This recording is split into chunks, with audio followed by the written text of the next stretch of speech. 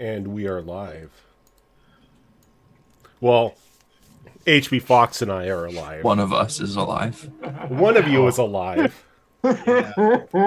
One of these things is not like the other. One of these things is not quite the same. And we're done for the day. Feel it. Thanks for watching, everyone. We'll see you next week.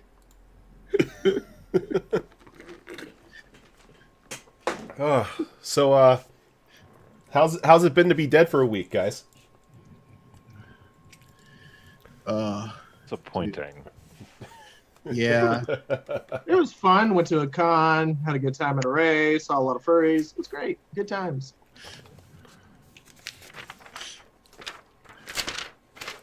So it sounds like everyone, or only one out of all of you, seem to have a decent time. I know Azarin's been giving me shit in Spooner's chat and in Mags's chat and my chat. Oh, dude, I've been dropping so much salt. Oh yeah, the sodium levels in chat have been.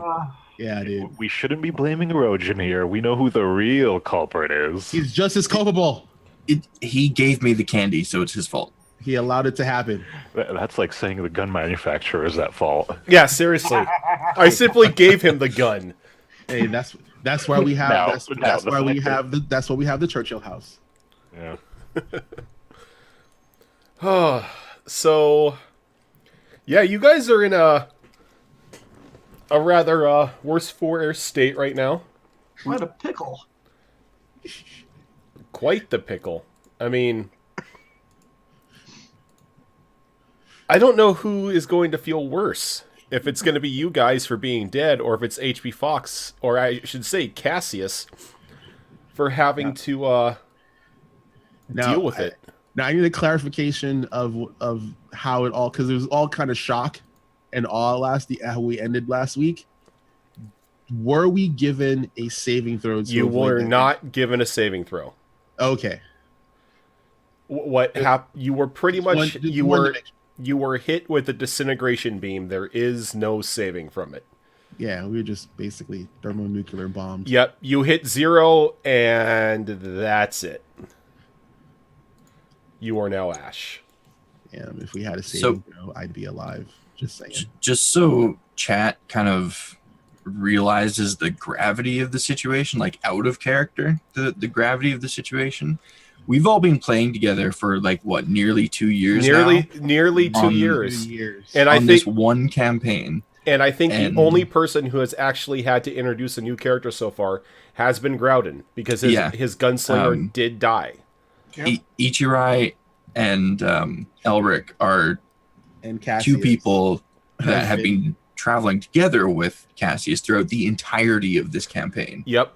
Before so this suddenly even became killing evil. them by accident I can't even comprehend it quite yet.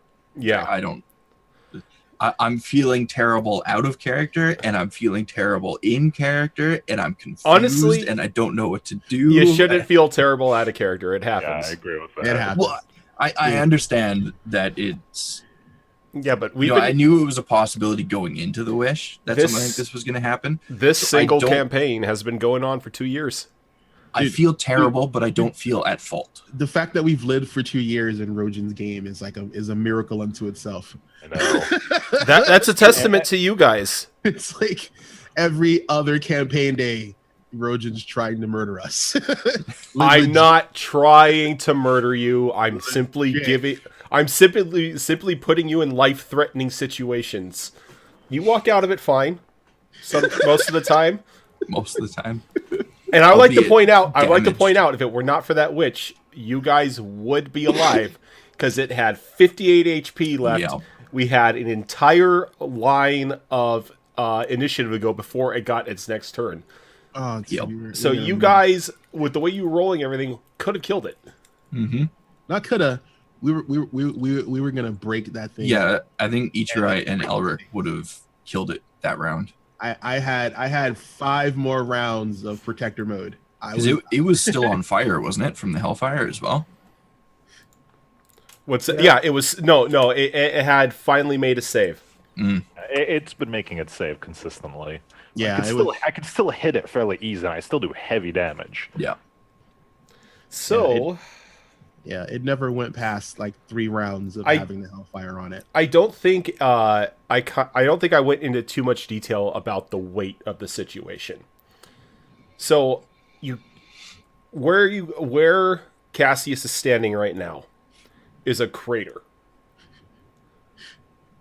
70-mile radius. No, 76-mile radius. Thank you. From the blast has pretty much been glassed over. The tower that you guys were supposed to go to is no longer standing. Oh, jeez. We don't know about that. So, Cassius, we're going to open up here with the dust clearing around you and the ash piles. And me on my knees sobbing uncontrollably.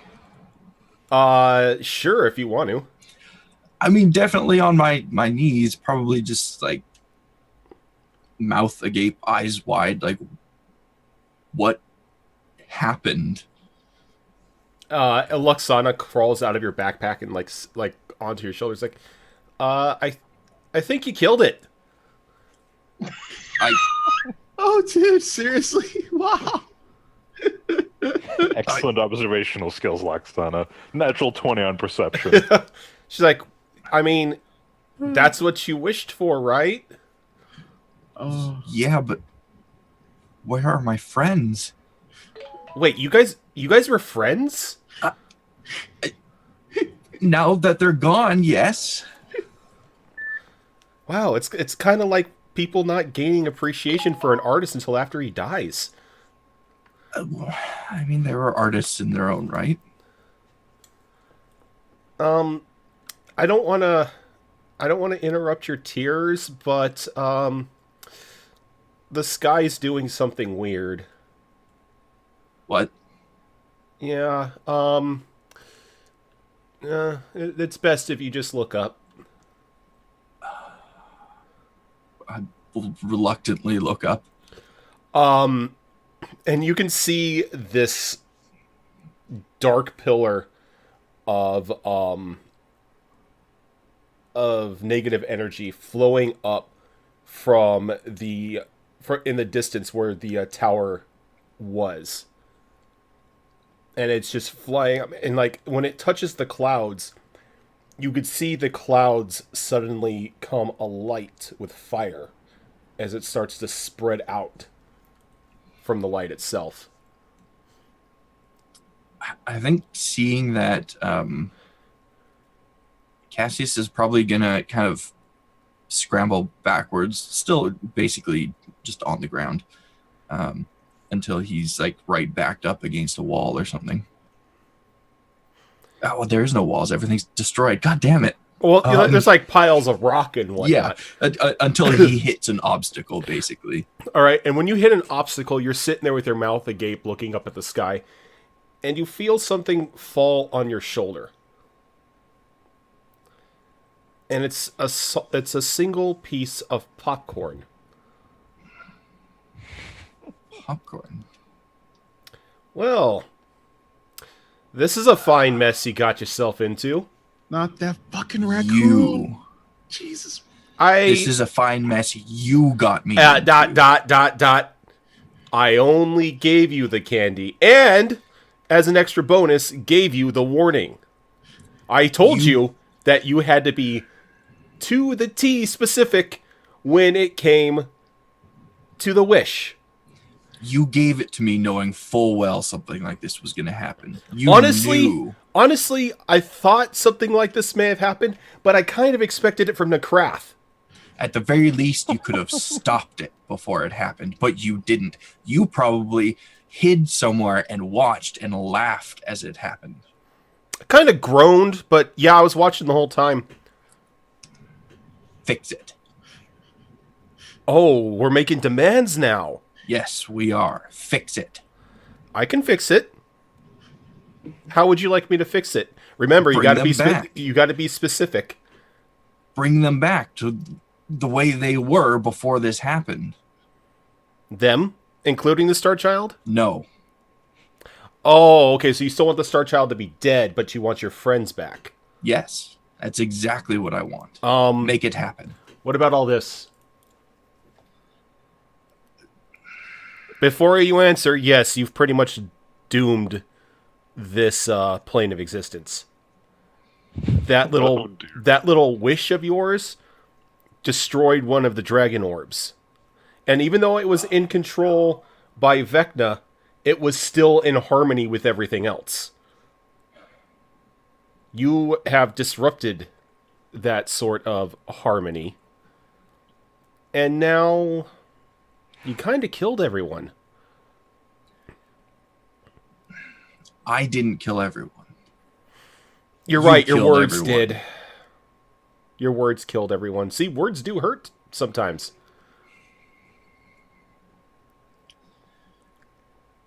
This plane isn't my home. I don't care about it. Just bring them back.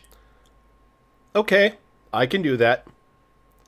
But it's gonna cost you.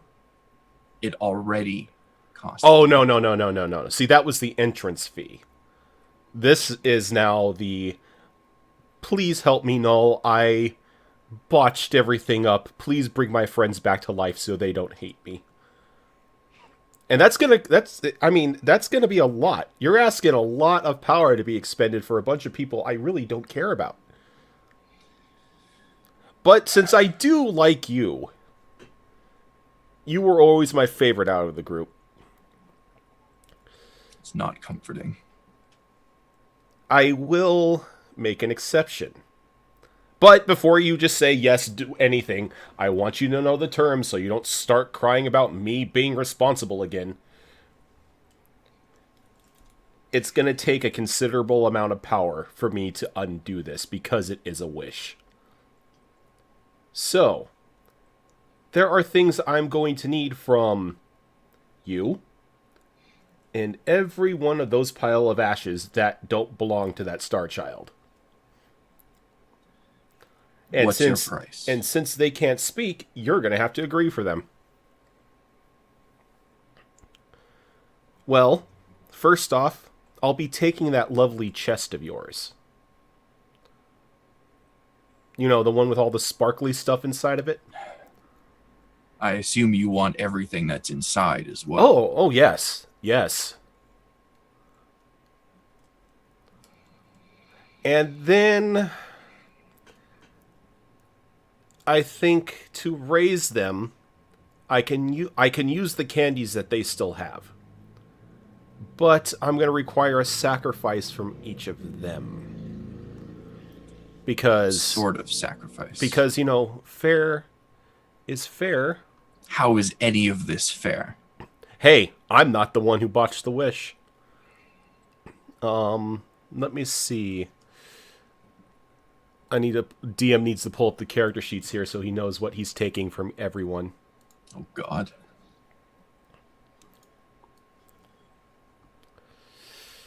God, there are too many characters here. Elric. Where's there's Necrath.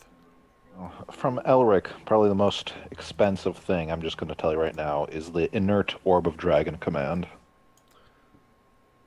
So, let's see. Let's begin with, like, your sword, your Cambion that seems to have some sort of weird sword fetish. I don't know what's wrong with him.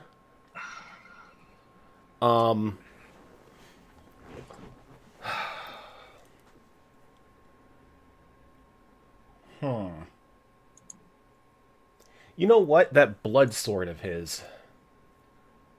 That's a spicy meatball. Deal. Take it. Oh, no, you have no say in this. I know, but Like, still. no. Nobody could say anything right now. This is all up to Fox. Yeah, I'm muted. I'm not saying anything. I'll take that demonic sword of his.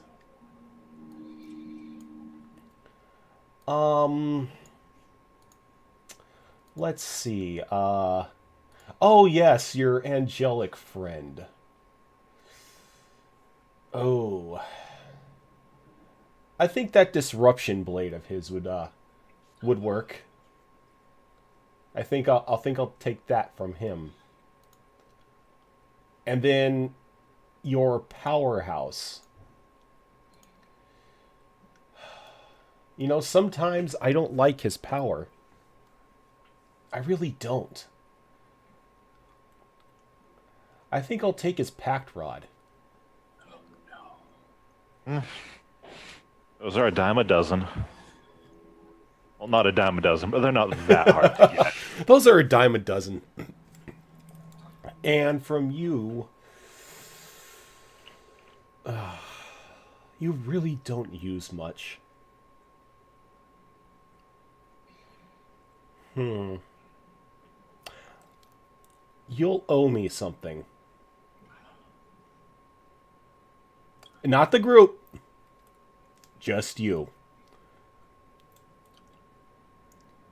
So you're going to take just enough from them that they're going to be angry enough with me that they won't care that I brought them back. No. They'll have no memory of that.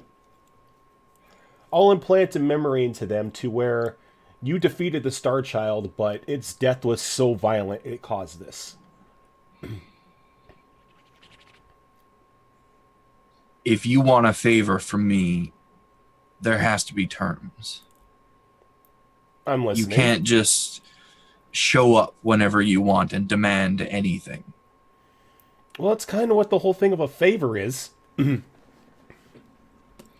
Favors are for friends. Deals are for people like you. Indeed.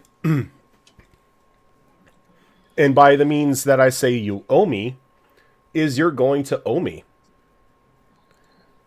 Meaning I can pop in at any point in time, in the middle of dinner, maybe 50 years from now when you're done adventuring, you're sitting there with your family, little brood of little dragonlings yourself. I could come a-knocking, and you gotta do whatever I say. I won't take a life for you. I'll never take a life for you. I could take my own lives. Hell, if anything, I'll just give them more candy.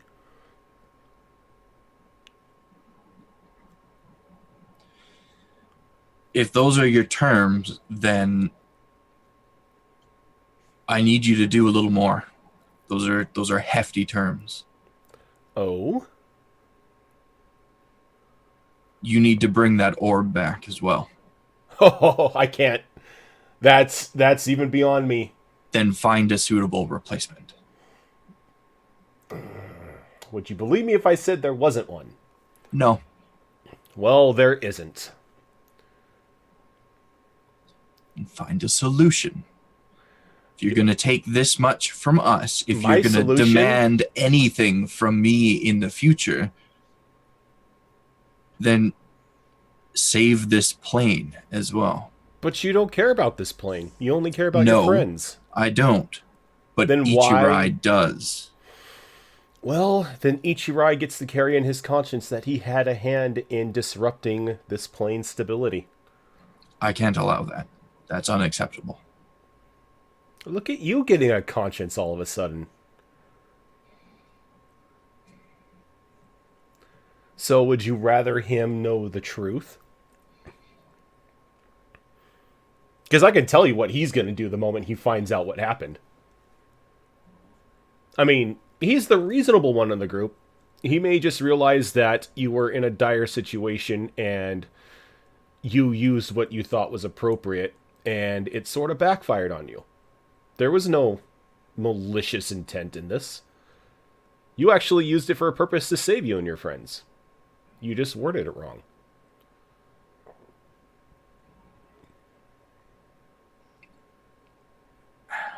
If it will free his conscience, then he can know the truth.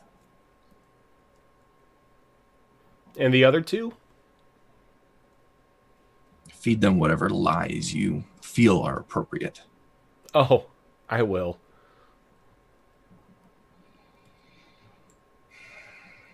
And I'm not trying to toy with your emotions here.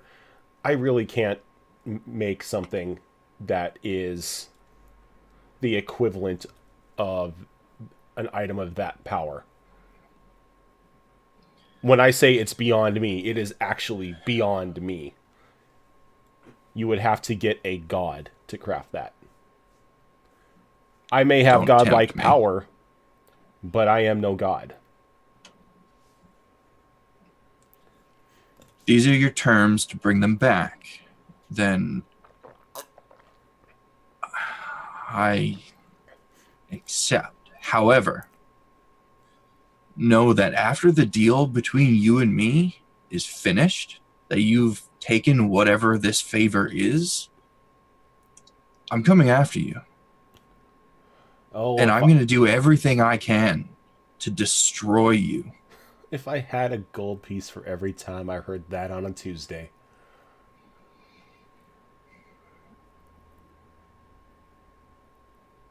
I know you're Make angry. it happen. I am extremely angry. Not But- at me, not at what happened, at you. Because you allowed it to happen. Oh, I allowed it to happen because I don't interfere much. Much. I only Your interference led us to where we are right now. pretty sure you're the one who put the candy in your mouth. Pretty sure you're the one that gave it to me. Do you just put random things in your mouth that strangers give you? If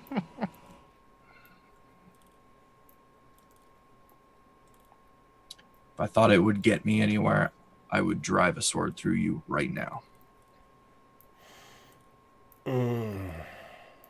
You could try, but given the looks of this situation, I think you've got probably another 5 minutes on this plane before it implodes.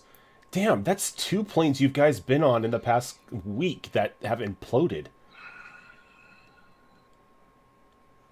So while I'm... You telling me this plane is going down right now? Oh, it's falling apart. Like somebody sneezed on a house of cards. Fine. Then, since you're incapable of restoring the orb, then you can do something else for me if you want this deal to go through. I'm thinking I hold all the cards, but your ballsiness has me interested. What do you need? Save Iris. Oh. Azarin's little baby mama. Oh, wasn't supposed to let that slip. What? Never mind. No. Just pretend you didn't hear that. Fine, I'll save her. Then we're done here. Make it happen and get out of my sight. By the way, while I'm doing this, you may want to open up a portal somewhere so all of you can just run right on through once they get up, because you're not going to be able to have any sort of discussion here. We'll be ready. Just bring them back. Okay. As he hops down and he splits into 3 forms and he starts molding the ash into like almost like snowmen-esque figures. And then he just walks by each of them and then he bops them on the head with a spoon. And the 3 of them form in like a poof of ash. Now for Ichirai,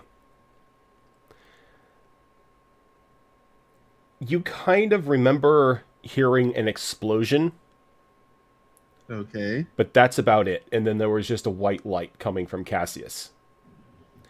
Groudon and Elric, on the other hand, both feel as if they got the killing blow on the creature. And something caused it to erupt, destroying everything around you. And you're now seeing the destruction for the first time. But you have no idea about Null or about the deal Cassius struck. The only thing that stands out a little out of a sense is there is a unconscious Iris now in Ichirai's arms. I'll be honest, I don't remember who Iris is. Ichirai's waifu. All She's right. The leader of the rebels. We She- met her yeah. on the ship and everything. She's Right, the right. rebel leader, the duplicate of the Iris from our original one. Okay, Rojan, here's a very important question for me. Yes. The witch in the under caves, not the witch, the hag or whatever that we made the deal with. Nick Is she Nevin? gonna No, the other one. Before we fought the dragon thingy. The one whose grandmother, I think it was, that we Yeah, freed that Mhm. when we first met Is Luxana. she gonna survive? Does she Do- know how to play knob? You don't know. We don't know. Well, Hag- I'll find out Hag's the a next full Trixie. moon. You know, I've got a vested interest in her surviving, so Cassius, in your head, you're just hearing tick tock, tick tock. After But he's like, sell this next line good, or they're gonna find out. gritting my teeth a bit and letting out a bit of a groan, it's gonna turn around so my back is facing the rest of them, and open a portal.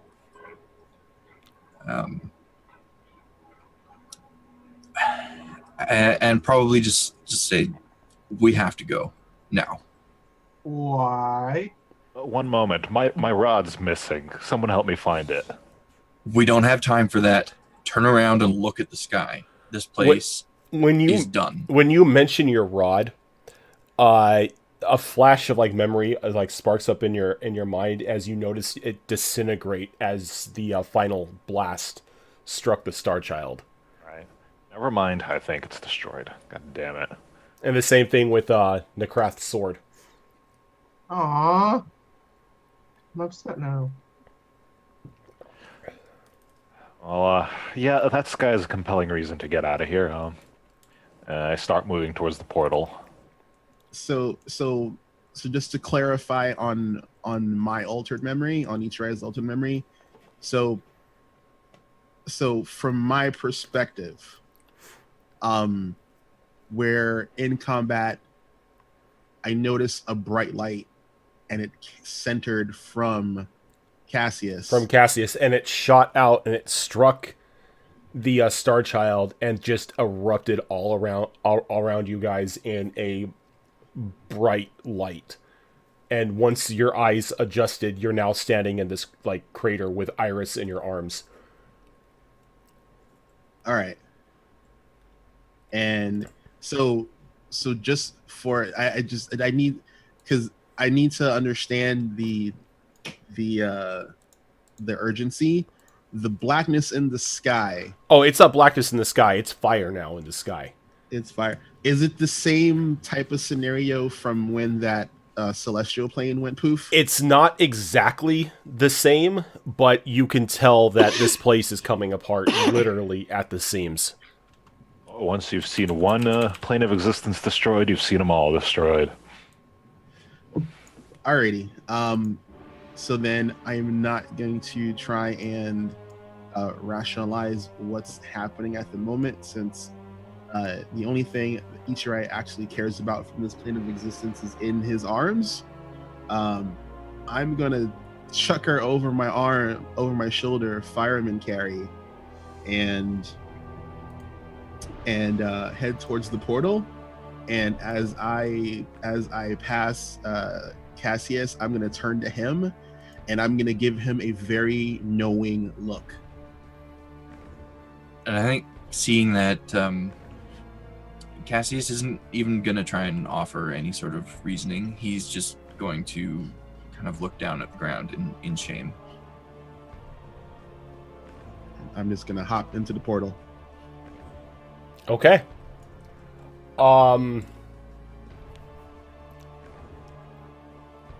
Since this is a quick opening, I'm going to need everyone to give me Constitution saving throws. Good thing my con just went up. I think I'm good. Let's see.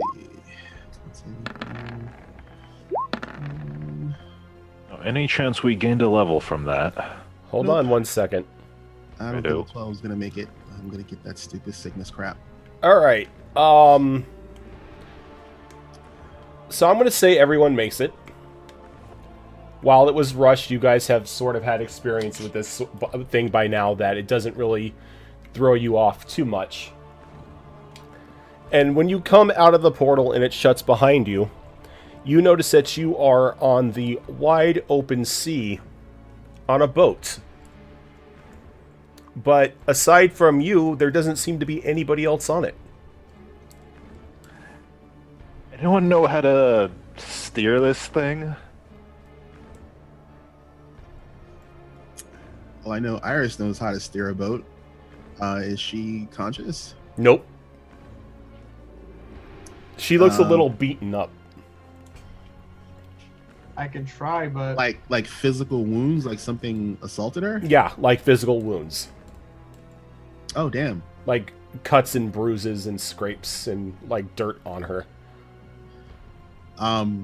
But she's not in mortal danger. She's not in mortal danger. She just looked like she's been tangling with a couple things. Alrighty. Well, I say out loud, well, the only one that actually knows how to steer a ship is unfortunately unconscious. I'm going to take I think I have a D10 left. Yeah, I do. I'm going to pour one of my now 2 remaining D10 plus con potions down her throat. Can't do that. Really? I never allow that. Boo. I'm always one of those people who, it was like, how can an unconscious person drink? Not too difficult. You pour it in, you rub their throat, and close their nose. I'm not going to make you make medical saves to not make her drowned. So, and she's not in a situation where she needs stabilization, right? No, she's stable. She's just unconscious. Grr. So I can't use my healer's kit. Damn it. Alrighty. Well, I'm like, if I turn to Cassius and I'm like, well, if you don't want to go drifting into unknown waters, you might want to heal the only person on this ship apparently who knows how to steer one. So, again, not really saying anything to Ichirai and trying not to make eye contact with him. I'll just walk over to Iris and just use Cure Wounds on her. And I think I'm probably going to just kind of saunter off to the back of the ship and just sit down. Okay. The moment the Cure Wounds happens, her fist just flies up in panic. I catch it.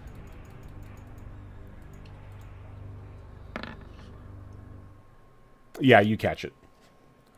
As she's breathing hard and she's like, Ichirai? Wait, where are we? We're not on your plane anymore. Something bad happened. She just like grits her teeth and stands up like just staring at you dead in the eyes. Explain, you've got 10 seconds. The tower was destroyed when we killed an agent of Zatrat.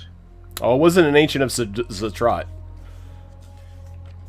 Well, It was one of his family members, but it wasn't him. I consider Close enough. I consider all of his family members agents. It's like it is the progenitor. Everything that spawns from it is its seed and its spawn and its horror on any plane of existence. I tell her we felled it, but the beast in its death throes destroyed the tower, and with it the orb, and with it the plane. And when you say that, she doesn't fall to her knees. She falls back onto her butt and she just starts weeping uncontrollably. You know what? I don't need this. I'm gonna go explore the ship, see what we have.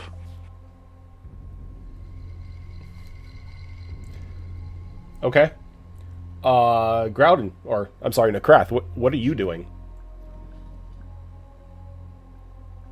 I have no clue. I think I'll explore as well. So you guys are just gonna go explore the ship? Yeah. Okay.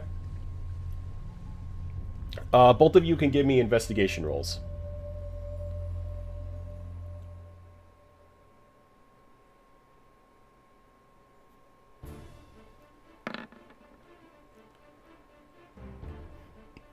All right, Tiny doesn't find anything. Nakrath, you on the other hand, begin to wander below decks, and upon investigating the rooms, you notice that there seems to be a room specialized for each one of you. Even to the point to where your name is on a like a brass plate on the door. I go in. My name. Okay. Room. And when you walk in, it seems to have every sort of comfort of home that you yourself would expect. Is it on fire? No, it is not. Oh. Then it's not every comfort of home. You know, you've got the asterisk thing within reason. Yeah, within reason. I'm not setting the ship on fire just so the Cambion feels a little bit closer to hell. Yeah. Do I find anything interesting while in there? Not really. You find extra changes of clothing, just like small kits for you to like work on while like during the night or whatnot. It almost feels to you as if you and the rest of the group have purchased this ship, and it's been sailing for a little bit now. All right. Is there anything else I can find underneath the boat? Underneath the boat. Not the boat, but like anywhere else. In the... You do find a cannon galley. Your ship right now has 4 cannons, 2 on each side. And along with that, you've got a powder room. But near the bedrooms, you do find a small bar. And there is a clockwork being there. But he's dressed up like a bartender. Did, cool. did you recently watch Passengers? I did not. No, does he look like Isaac from Love Boat? You know what? Screw it. He looks like Isaac from Love Boat. Actually, Yes. his name is Yes. Isaac. His name is Yes. Isaac. I'm gonna sit down. I want to get a drink. Oh. He walks on over to you and puts a tankard down in front of you and just starts pouring you a drink. Long day, Mr. Nakrath? Yes, it's been a long day. I need a drink. Thank you. Well, of course. It is your usual. Thank you. Can you explain to me what's going on? What do you mean? How long have we been here, and how long have we been on the ocean? You always drink too much. You just left port last week. What was the port's name by chance? You've really forgotten, haven't you? Yeah. I'm sorry, I do not know the name of it. You originally told me that was none of my concern. Did I become an asshole? All right. Can I find a map by chance? There should be one in the captain's quarters. Though I'm not sure if Captain Cassius would like you in there. I'm sure he'll be fine. Can you direct me in the location of that? You know the location. It's up on the dock over, like, underneath the wheel. Are you Thank feeling you. all right, sir? Maybe you shouldn't be drinking, having alcohol right now. You know what? You're right. I'm just gonna leave it there, and I'm gonna go. Thanks. I'm gonna go in that direction.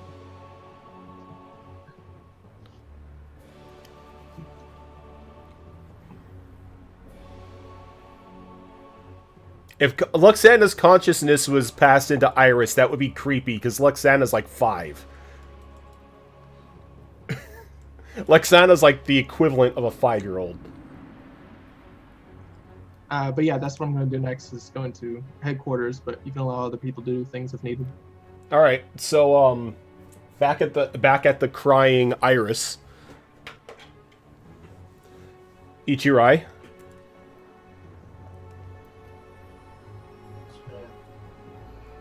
I am totally confused as to all the craziness that's going on. My major concern right now is I'm asking Iris, I don't know how you appeared before me, but you did, and you were hurt badly. What happened? Give me a charisma roll. A charisma check, I should say. Oh, jeez, dude. My worst freaking roll. If you need me to seduce her, let me know. You keep your hands off my woman.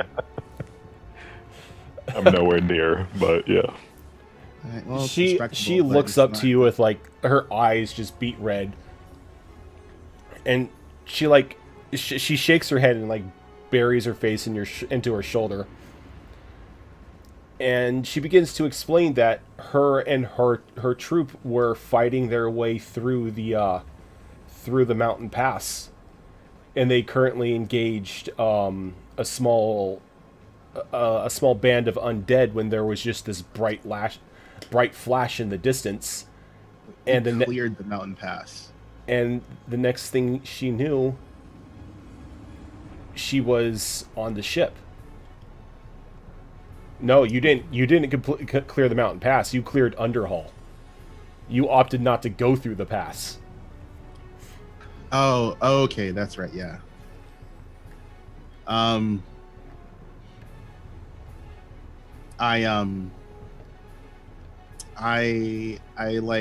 like comb my fingers through her hair, and I apologize, and I tell her I'm sorry.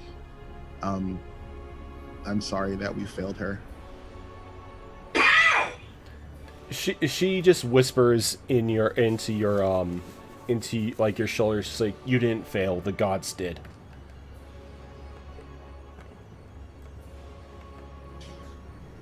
Well,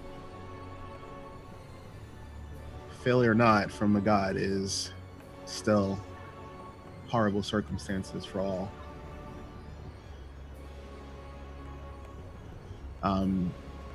I tell her that I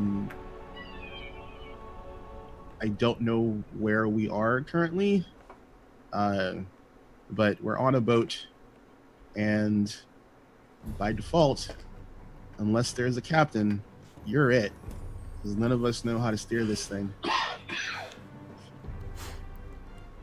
She softly laughs, like punches you in the shoulder and calls you an idiot. It's like, the captain doesn't steer the ship. See, I don't know that. She sniffs and like quickly like gets up and dusts herself off and starts walking towards the wheel.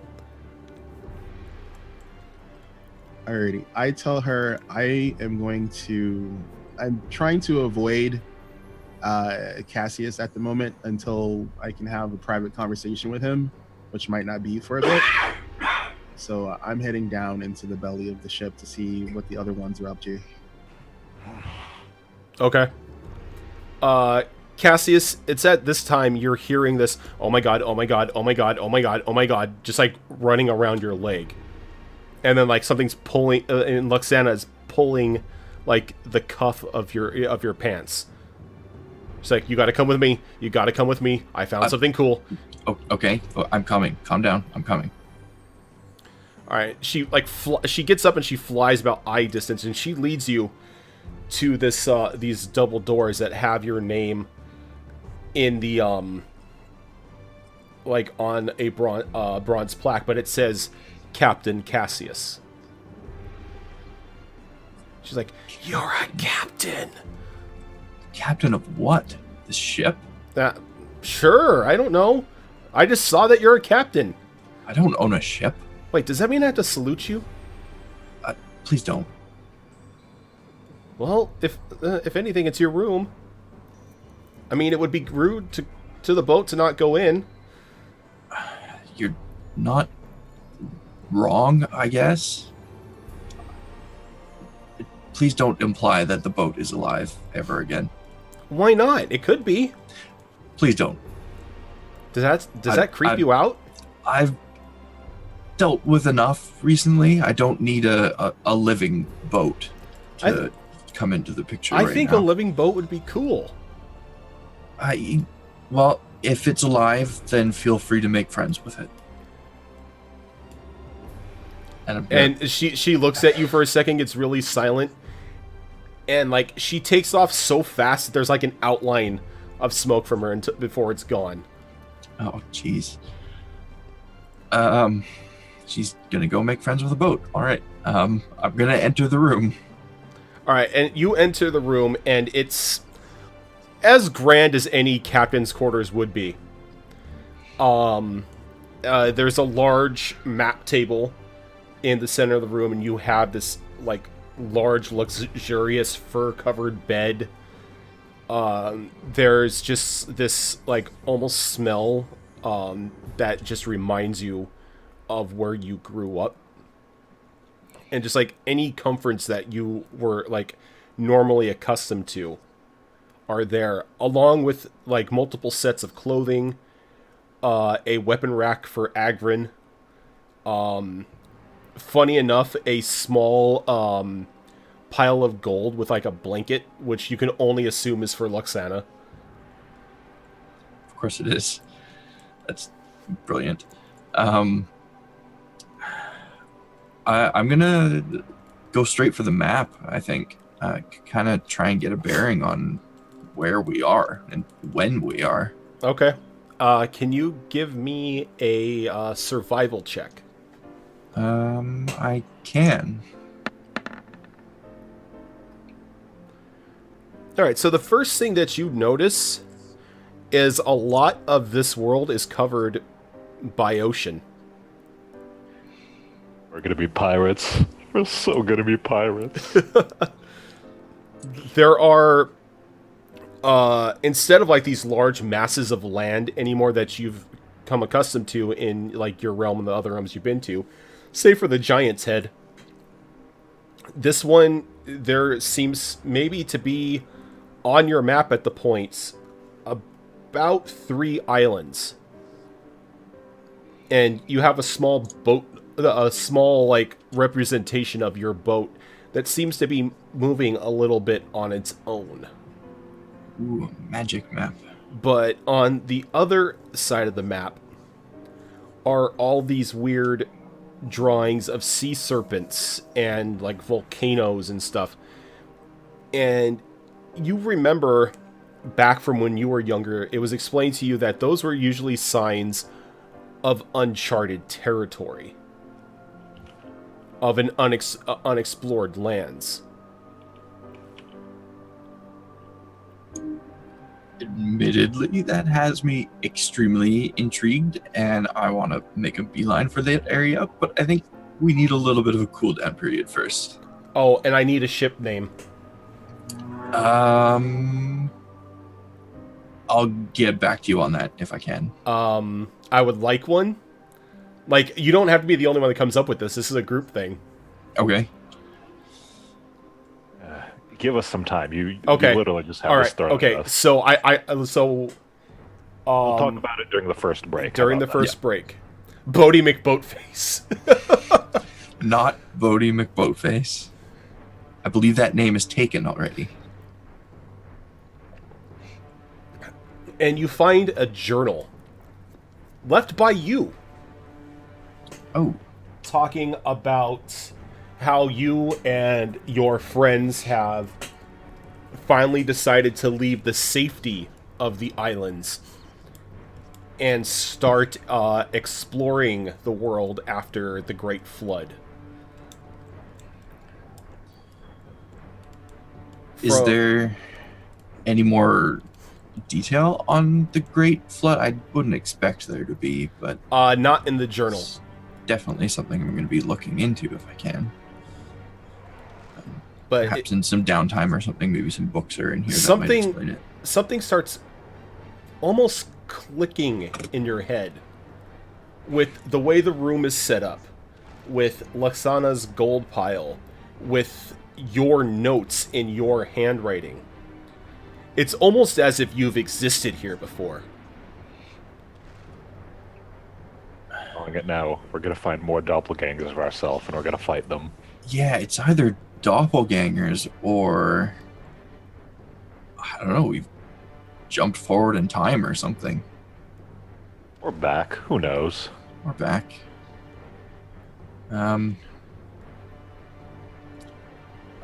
In any case, we should probably make a decision of where to now. Probably should.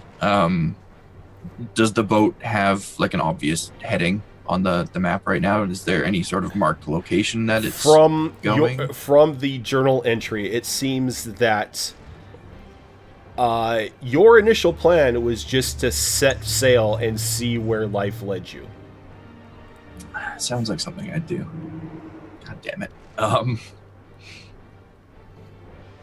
I think I'm gonna pocket the journal for now. I'm not gonna leave it in the cabin, and I'm gonna go out and search for everyone else, see where they went, or perhaps see if Luxana's made friends with the boat yet.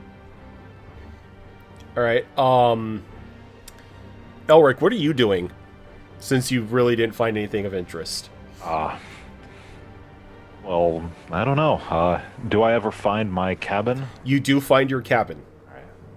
Well, before I go into the cabin, I'm gonna try to gather everyone up so we can decide what the hell we're gonna do now. Okay. Azarin. Alright, I'm sorry, Ichirai. I'm just like walking through the boat, just trying to see, like I'm like confused as to why we popped into an empty boat. Like and it's in good shape. Usually, it's not scuttled, it's not sinking. It's like, I'm very confused. I'm trying to see if I can find out what happened to the previous crew. Give me an investigation check. Alrighty. Let's see if 20 plays nice with my macros today. Nope, that's not gonna find me squat. Nope. The whole sense of appearing on an empty boat kind of has you more concerned than curious.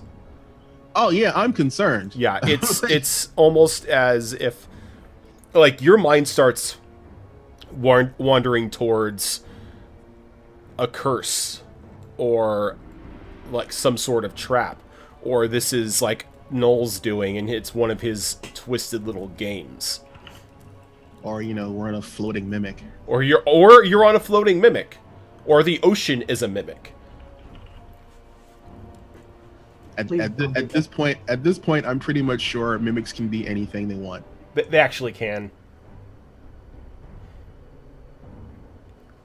Yeah, I mean, this is D&D. It's all limited to your imagination. Yeah. Do I stumble upon my room? Yeah, you stumble upon your room.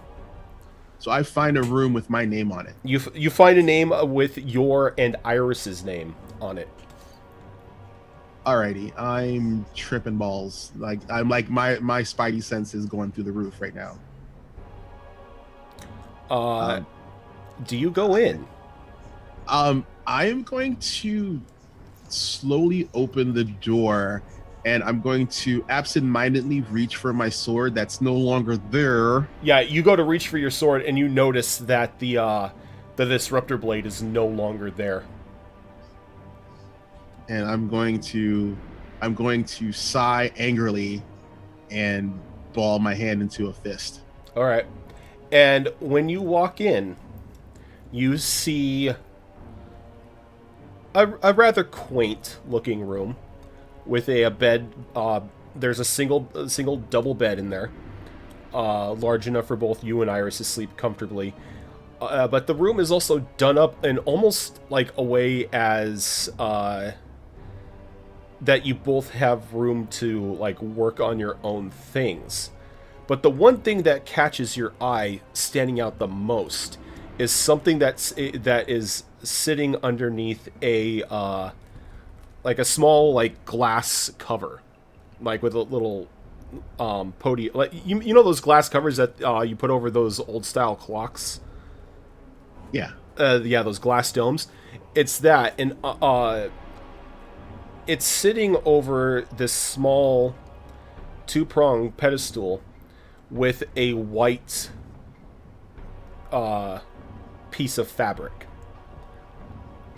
And it kind of clicks in the back of your head that this is something that's used for marriage ceremonies. Oh, so Iris and I. So it's like a traditional, like a Chinese or Japanese. The hand wrap. Like the hand wrap, or yeah. Okay. So the Ichirai and Iris in this world are married. Okay, I feel happy and confused about that, but optimistic possibly. I'm very curious now what the Iris of this world is into in her private area. So you want to know what her kinks are, eh? Give me an investigation roll. God, I just want to search through drawers. All right, let's see if I get lucky on the second try. Maybe 12. I'll give you advantage since you know her. Okay. It seems like she is exactly like the way she was, exactly like the way you know her. Maybe a little less of a militaristic way of thinking, but her mannerisms and the way she writes and everything seems to be almost one-to-one with your Iris. Though when you're flipping through your journal, something catches your eye. Okay.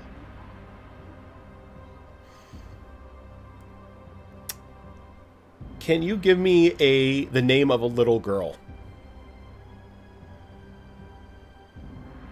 Oh, geez. That's like Asuna. All right. Yes, I'm gonna go there. So, flipping through a small journal that she has on her table, she's talking about looking forward to discovering a new world for your daughter Asuna to grow up in, and how you have left her in the care of your monastery while you're gone, so that she may begin her training. So I have, well, not me actually, but the me from this world and Iris have a daughter. And she's being raised at where my old monastery would technically be on this world. Yes. Like I guess a overwhelming sense of pride, I guess, would fill Ichirai. And then, I'm guessing, he would, then in his mind, hope, this is something that his Iris wouldn't mind actually entertaining herself. Not so much, giving up our child to the monastery, but actually, actually marrying me and have a child. It's like the thought in the back of it, the thought in the back of my mind is starting to come to the forefront. Okay. So while you're doing this, Elric begins to round everyone up, and Cassius meets up with the group with pretty much the same intent. As you are, save for Iris, who's steering the ship, are all now under deck in the hallway of the cabins, looking at one another with with an air of confusion around you. So what are you doing? Do you want to take our first break before we? You dive know into what? that Yeah, conversation? let's take our first break. There are a few things I need from you guys though. One, I need a ship name. Mhm. And two, because I can't fight it and Chris Perkins said it, everyone gets a level. So Excellent. I already put mine in. yeah, I kind of figured you already put your in. But yes, he made an announcement a little bit ago in November, stating for the 20th anniversary of D&D, everyone gained a level. So I really can't fight with what Chris Perkins says. Fair enough. I mean, he's like, DM Supreme, so everyone here gets a level. Cool. Thank you, Chris. So we are going to take our first break while these guys think of a boat name and level up their characters. And when we come back, we'll see what the world has in store for them. Stay with us, guys. We will be right back.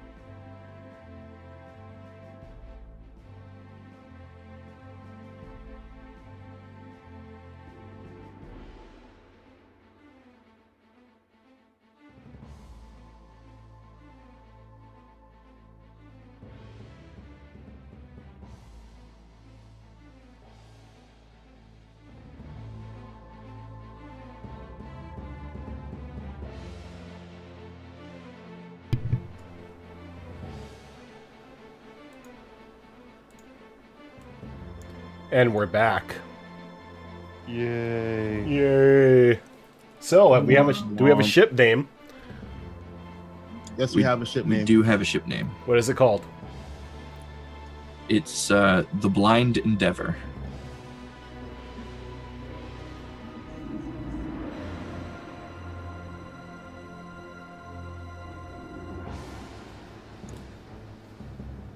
So, Alicorn and I are talking about trouble in Discord right now. I'm not going to say anymore. Trouble? I don't like trouble. We just had lots of trouble. So you guys come together in your hallway, like looking at one another. Some wearing a mask of confusion, others wearing a mask of concern.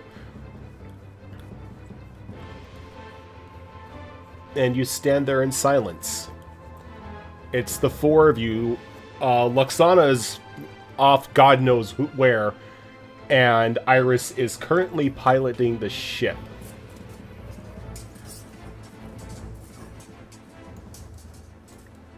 So with just the four of us, Yep.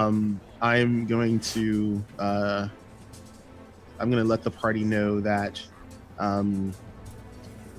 it looks like we're on a doppelganger ship of ours. You guys might have figured that out on your own, but in the blast from the evil godling dying, it seems my holy sword is no more, and unfortunately, neither is the pocket dimension that held our bounty. Well, shit. And my Rod of the Pact Keeper is gone. I think Cassius is probably gonna again kind of look away as everyone's going over what they're missing, and deliberately not say anything.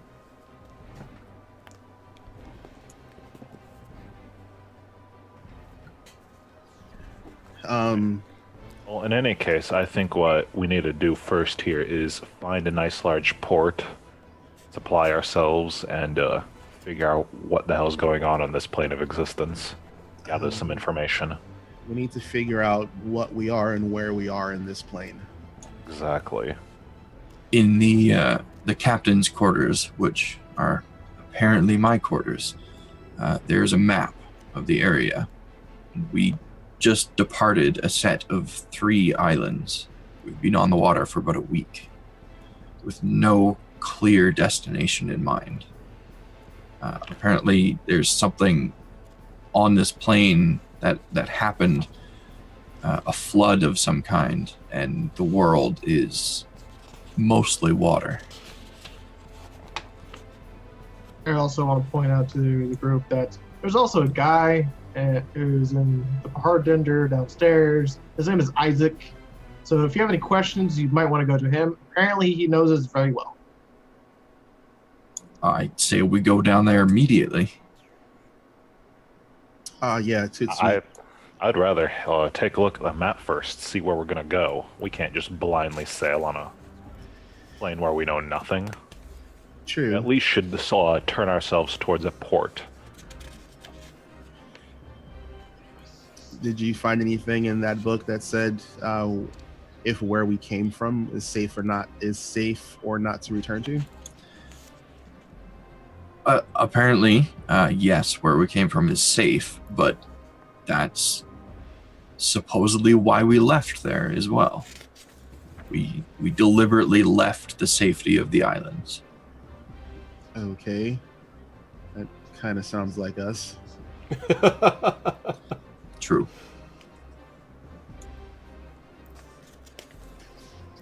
But at least we'll get the best answers from there, and from this, hopefully, this Isaac automaton.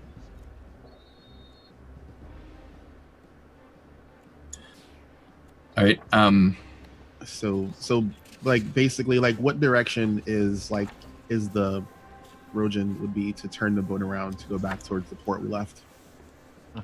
We don't have to go back to the port we left. Just a port. I would say the Cassius, biggest one. you remember that looking at your boat in your journal that you all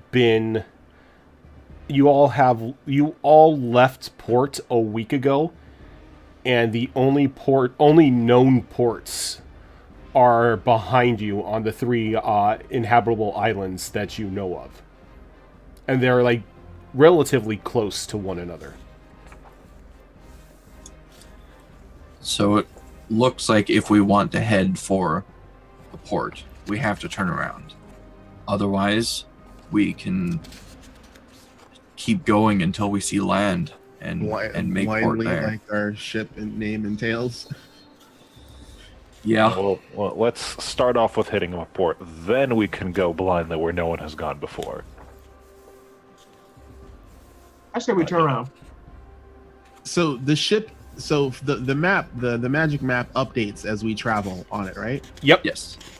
And from where the ship rests on the map, all we see is empty waters and the ports we left behind. Yep. That's crazy. Alrighty, well then I say we turn around and start making our way back towards the other port and see if this Isaac thing knows anything about this world flooding and who or what exactly we are in this world or to it. Agreed.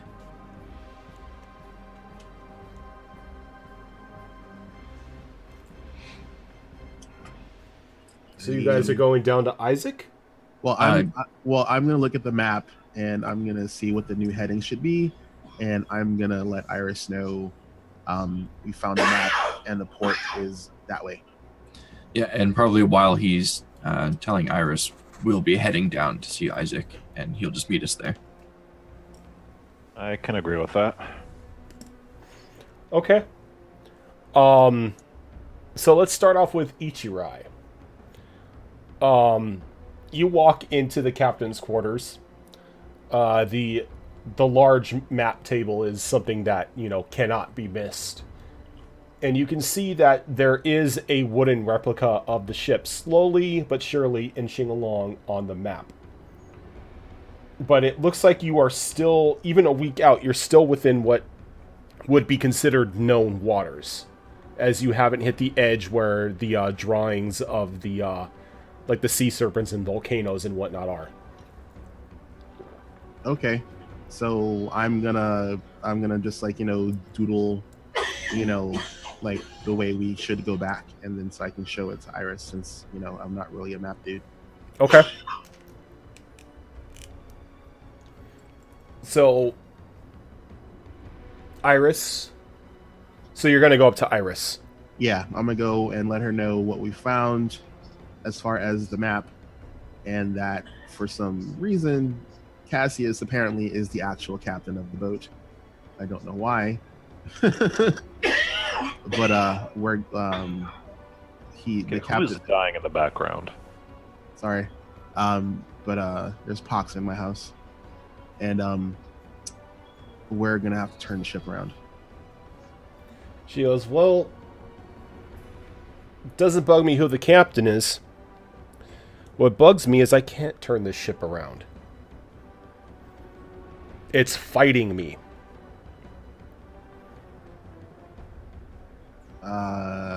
What? It's like it doesn't want me touching the wheel.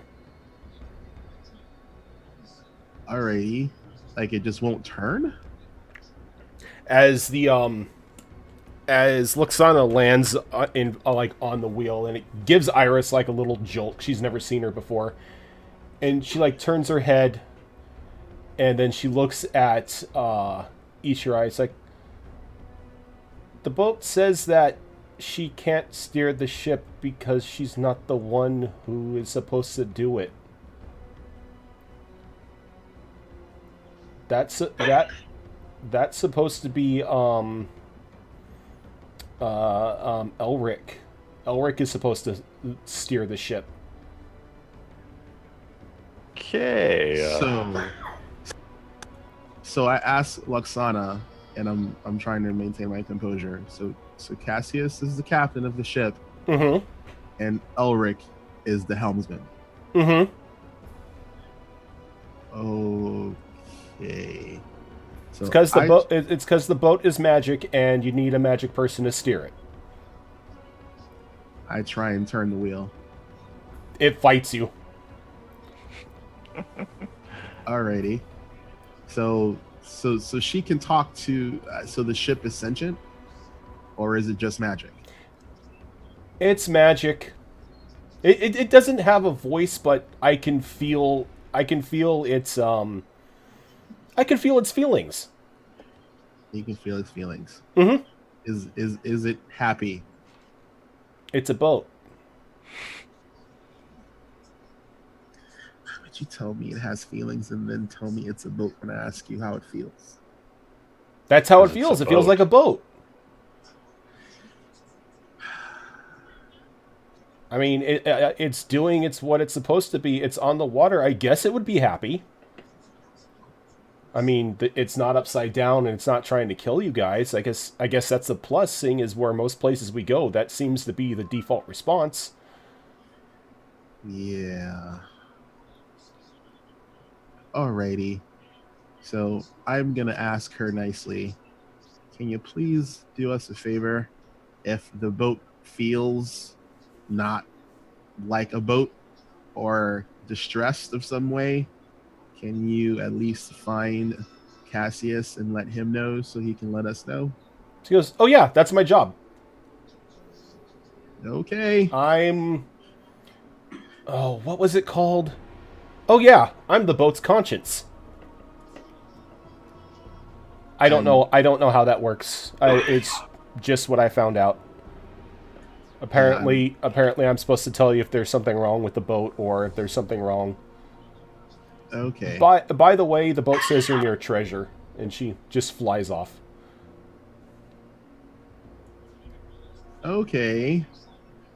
So that's a little confusing. All right. So if Iris can't steer the boat because the boat won't let her steer it, I will show her to where our room is while I go meet the other guys.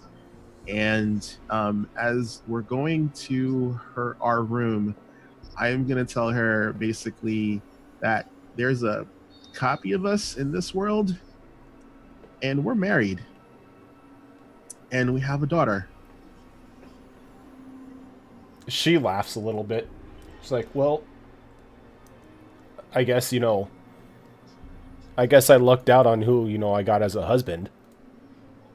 So, I tell her that I don't know if that's something that she would consider. She puts a finger to your lips, and she's like, "Let's save the lovey-dovey talk until after everyone's recuperated."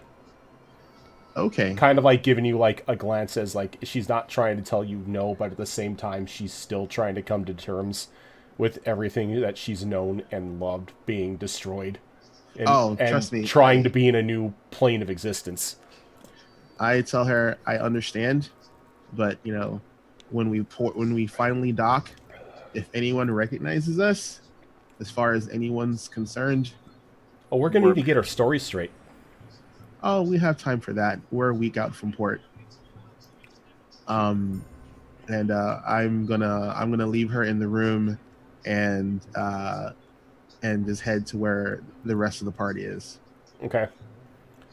And the other group, you guys, while this is going on, walk in, and as you walk in, the small like tavern-like area lights up, and some magical music starts playing as Isaac welcomes all of you. Turn that racket off. You don't like it? Turn it off. Okay, as he snaps his fingers and the music dies down. There we go. No, put it back on. Okay. If you turn it on again, I will burn you. Me or him? I'm talking to the barkeep. Sir, I don't think you want to do that. You would I don't either, so you would don't literally make- kill everyone here. How about we turn it off for now? Don't turn it on again when Elric enters this room. I can do that, Cap. He snaps his fingers and music is again Thank you. silent. Ah, thank God. The usual, Isaac. Have you stabilized Nekrath? Yep. Okay. Walks over and just, again, another large tanker of like this golden liquid poured into your cup. Oh, thanks, bud. You know, it's Captain Nekrath. It's kind of strange seeing you in here so early in the day. I mean, Nekrath pops in every now and then. Normally you're not here until supper. Special circumstances. So what can I help you with? We need information Normally why people come to a barman. on the flood. Okay. If you would be gracious enough to humor us and kind of recount the history of the flood, the Well- cause of it, and when it happened. He takes a mug and like picks a mug up in his hand and starts just like running like a rag through it as he's talking. He's like, well, far as I remember, it was caused by some sort of magical dispute between two of the world's most powerful mage groups. And in the climax of the battle, one of their artifacts was destroyed, which caused a huge explosion to rip across the land, thus destabilizing the realm itself and causing the oceans to grow 100-fold. Millions of lives were lost on that day. So far, the only ones that survived are now descendant, or those who you are descended from are the only ones to have survived during the time. It's taken some time, but civilization on those islands has at least caught up to where it should be. So we've lived on those islands our whole lives, is what Oh, you're yes. saying. I mean, you've gone out to the ocean every now and then, but this is the first time you've decided to take what many believe is a dead man's trip, searching for treasure and new lands in the undiscovered waters. And what made us all band together? Why did we choose to go on this adventure together? You're friends. You've known each other mostly your entire lives. Hell, all of you were groomsmen at Ichirai's wedding. His wedding. Oh, Yeah. jeez. To Of him, course, his Please wedding. tell, him and Iris. please tell me I set something on fire. You lit the birthday cake. Speaking of that, Elric is Asana's godfather. What? Well, And Congratulations, suddenly I Elric. see Options. You're not sacrificing my child. But she is No. Don't That's worry. I'm not obvious. going to sacrifice her. That's way too passive. I'm going to convert her. Yeah, I see a new warlock in the making here. not happening. She's safe, and I'm not telling you where she is. I imagine as the Godfather I know, or would know. Someone will tell me.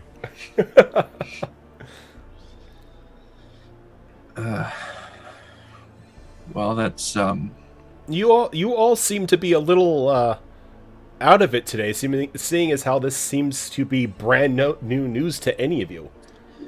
I really must check that food to make sure it hasn't spoiled. the food is fine, I'm sure. Well, better safe than sorry. I mean, we're only a week out. Speaking of which, looks like we're gonna head back to port for now. We forgot a few important items. Yes, that would probably be the best idea. I mean, we're still in familiar waters, so if we were to need to turn back, the time would be best to do it now. As he looks at you, he's like, but that's your job. My job is serving the drinks. Speaking of, why do I not have one yet? You haven't told me what you wanted. You were very specific to never put a glass down until you ordered something.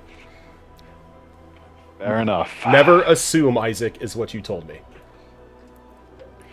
Give me some mid-shelf liquor. Coming up. Walks over, grabs you a glass and pours it straight from the bottle, and then leaves the bottle with you. As long as you don't start playing that music, we're gonna get along really well. No, you don't want the music. It doesn't hurt my feelings. I mean, I'm a construct. I can live in a closet for hundreds of years and not be bothered. On another note, why have we not turned around yet? Because the only one who could turn us around is you. You're our helmsman. Do I look like a common laborer to you? No, you look like a powerful warlock, and the ship is magic. It only responds to your commands. Ay, god damn it. Work, work, work. I quickly down the glass that you put in front of me and start heading up. All right. As you start heading up, a bell starts going off. He goes, "Well, speak of the devil. Looks like bell noise. Looks like you boys won't be going back empty-handed. It seems that our illustrious ship has detected the scent of treasure." Ooh. I mean, that Treasure, you say? was one reason you set out, was to discover new lands and discover treasure. And it seems like somebody has discovered treasure. Well, it would be a waste to just leave it. Might as well pick it up before we head back. Mm-hmm. Oh, this time be sure to take Luxana with you, as she's the only one who's actually in contact with the boat. So if something bad happens, she's going to have to let you know. She literally made friends with the boat. Okay, yeah, of course. That doesn't surprise me at all.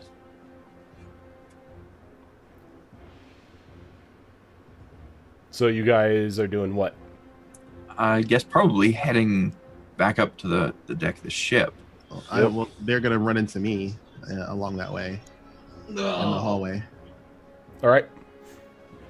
I tell them, good. So apparently, I look at Elric.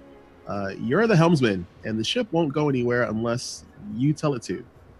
Yeah, I found out. We're definitely gonna have to fix that situation. I am not a common laborer. And I don't know what that bell is, but apparently Luxana said the ship said we're near treasure. That's what the bell is. Okay.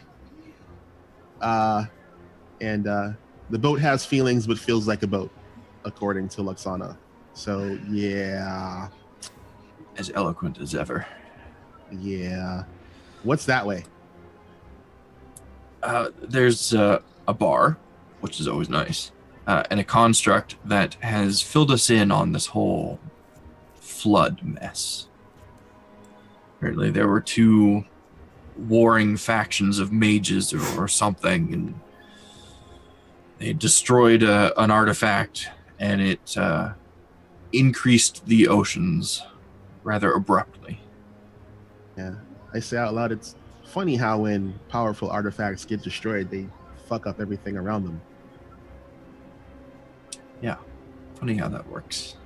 Well, I need a drink, and I'm heading to the bar since there's pretty much nothing for me to do on the ship since I don't have any particular function other than being part of the crew. Well, let's get this goddamn treasure out of the way, because I know Cassius won't let us go elsewhere until we have it. Then get back to port. I think at this point we have to worry more about Luxana not letting us go anywhere without getting the treasure.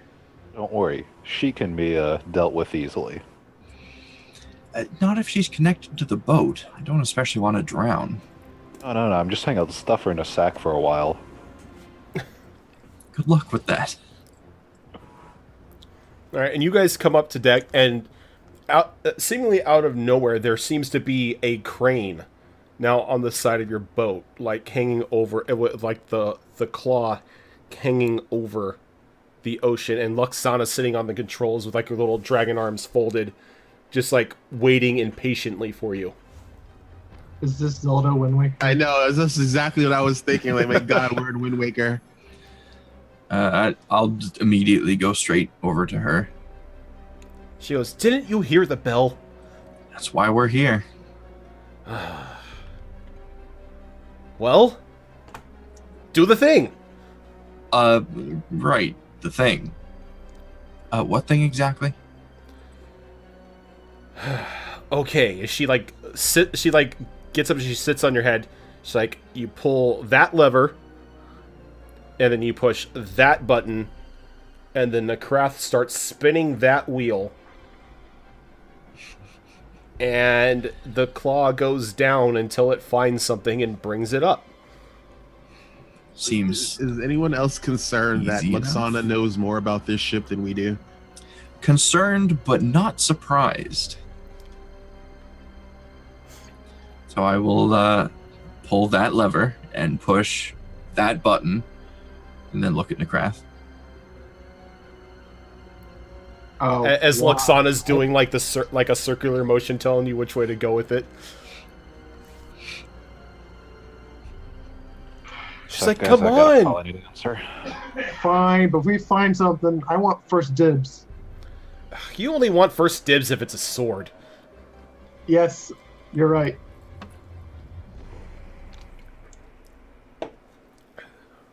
So I go and I guess do it. Do I need to do like a strength check or something? Nope. You just Okay.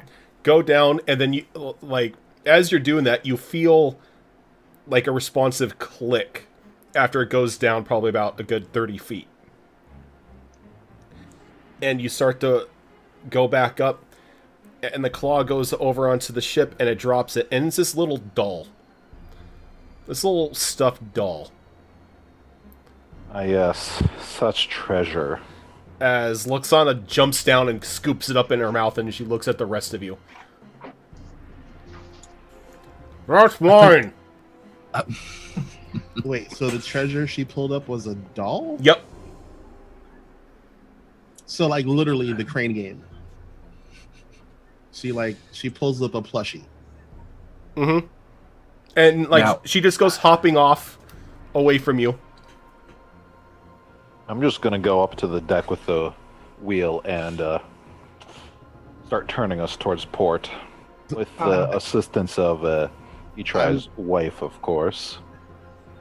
She's in her room. Yep. And she's sleeping. Elric, the moment you grab hold of the wheel, you just feel like you are in complete control of this thing. And it will listen to whatever you tell it. So I don't need to turn the actual wheel. You do, but it technically reads what you want it to do, and then it does it. All right. Well, I want to head back to port. Turn us in that direction. It starts to do that, but it asks you which port, kind of like giving you a choice, as there are 3 of them. Whichever one has the most trade. Do we know which one has the most trade?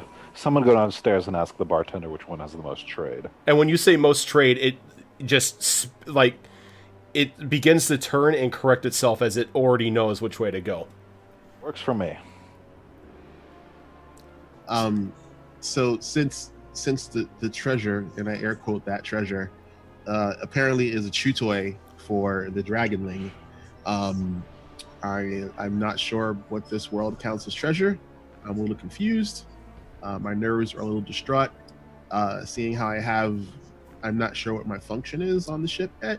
I'm gonna go down to the bar and talk to the bartender and have a drink. Oh, if it isn't the Master of Arms himself. Master of Arms. Okay. So apparently your name is Isaac. Oh, don't tell me you're coming down with a little bit of an amnesia too. Just to say, we're all a little bit under the weather. I really need to check that food. Even if it's not spoiled. Again, better safe than sorry. Anyway, what can I do for you? Well, is there anything behind the bar that I made? Most of the alcohol provided is from your monastery. Excellent. So I want the best of whatever there is behind the bar. And then my second question is, other than our encounter today with you, when's the last time you recall speaking to any of us? Last night, at dinner. If I remember correctly, I served all of you each a piece of filet mignon and a rack of ribs. Nothing weird happened after that? No alarms went off? No, it was actually, for once, a very peaceful night. Interesting. Okay.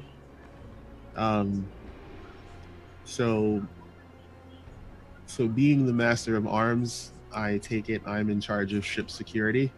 Indeed. Ship security, the cannons below deck. Oh, we're outfitted with cannons. Yes, Excellent. we currently house 4 cannons. I mean, it's a minimal loadout, but it's what you and your crew could afford at the time. Alrighty. So then, I know Cassius is our captain. I roll my eyes. Elric is our helmsman. I'm in charge of security. What is Necraft's task? Necrath is... How did they put it? Oh, Well, Mallory Archer is the help. no, he's not the help. Oh yes, the mechanic. Gods, we're all dead. As he is able to he's seemingly able to use a lot more of the equipment better than most of you. I don't know why. The ship just took a liking to his strength, and so if there's any use of the ship's tools or anything like that need to be used, he's the guy that you go to. If there's any repairs to be made, he's the guy you go to. Okay. So do I have a still on this ship? Yes. I mean, it is part of your religious practice to develop alcohol. Alrighty. And looking at the map, did any of the structures remind me of where my monastery would be? Yes, the center. I know they're underwater, but I mean, does anything seem familiar from the map that I saw? There is your monastery itself is on an island, the center island, and that's where you left Asuna with the monks. Like this Okay. Ichirai's monastery is on an island. Alrighty. Interesting. I want to ask Isaac,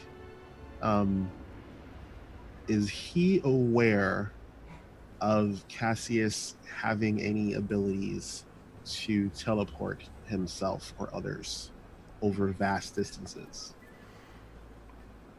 I know that he had a gem in his chest, though he said that it had been dormant for a long time. There were rumors that none of you were native to this land, but that was 9-10 years ago. like right before little Asuna was born. Okay. So maybe, but the gem in his chest is, for all that we know, is still dormant. It expelled a lot of power the last time it was used, or that's what he claimed. Alrighty, I have my drink, and I thank Isaac. As he nods to you and goes back to his work. As you can smell what seems to be the start of tonight's meal coming from the kitchen. Cool. I tell him dinner smells good. I can't wait to try it.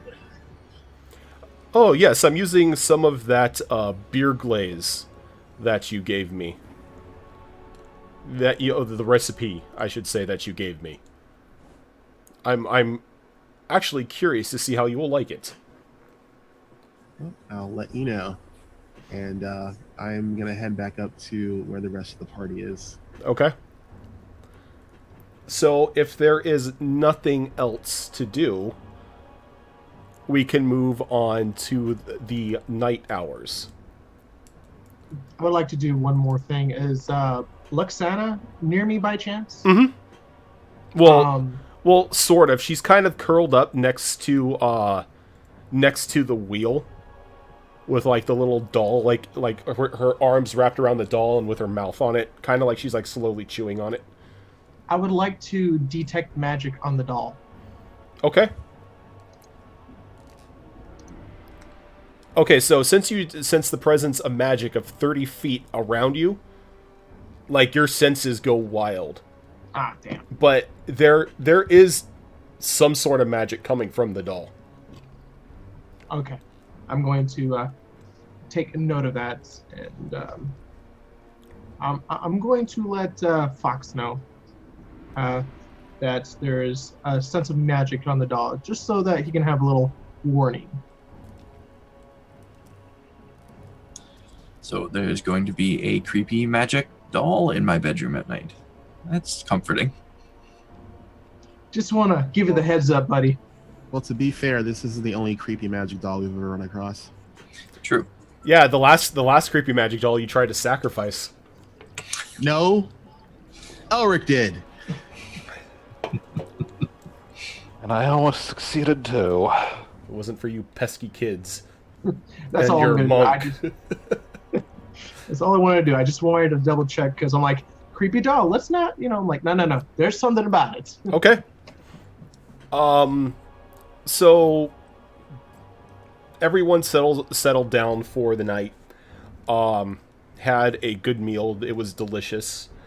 And then you all settled down in your bunks for the night. The ship, knowing where it needs to go, doesn't necessarily need Elric there to guide it. Thank God. So everyone is in their rooms. Luxana is now asleep on her pile of gold, pretty much cuddling the doll that has like dried up now.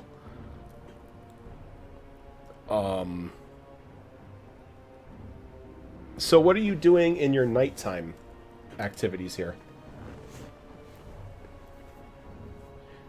I'm gonna do my usual and meditate Okay. on the nature of hellfire, and all that fun stuff. As you're meditating, you catch a quick image of Mephistopheles. And you hear, "Let us speak, you and I, when you make landfall." I think Command. I think it's time for your continued education. I like the sound of that. I'm not sure you should, dude. Out of character. That sounds like it's gonna be all kinds of bad business, man. Hey, anything for power. All right, Nekrath, what are you doing? I want to see if I can get a hold of Galicia, or what was her name again? Galicia. Glacia. Glacia. Glacia. Yeah. And She's pretty much a demonic mob lord. yeah. And 'cause I wanna Princess be of like, Hell. Yeah, princess, my princess of hell. Yeah, the only female Lord of the Nine, and probably one of the scariest. Yeah. It's like Necrath, dear. Why are you calling me? Hey, you killed Nick Nevin.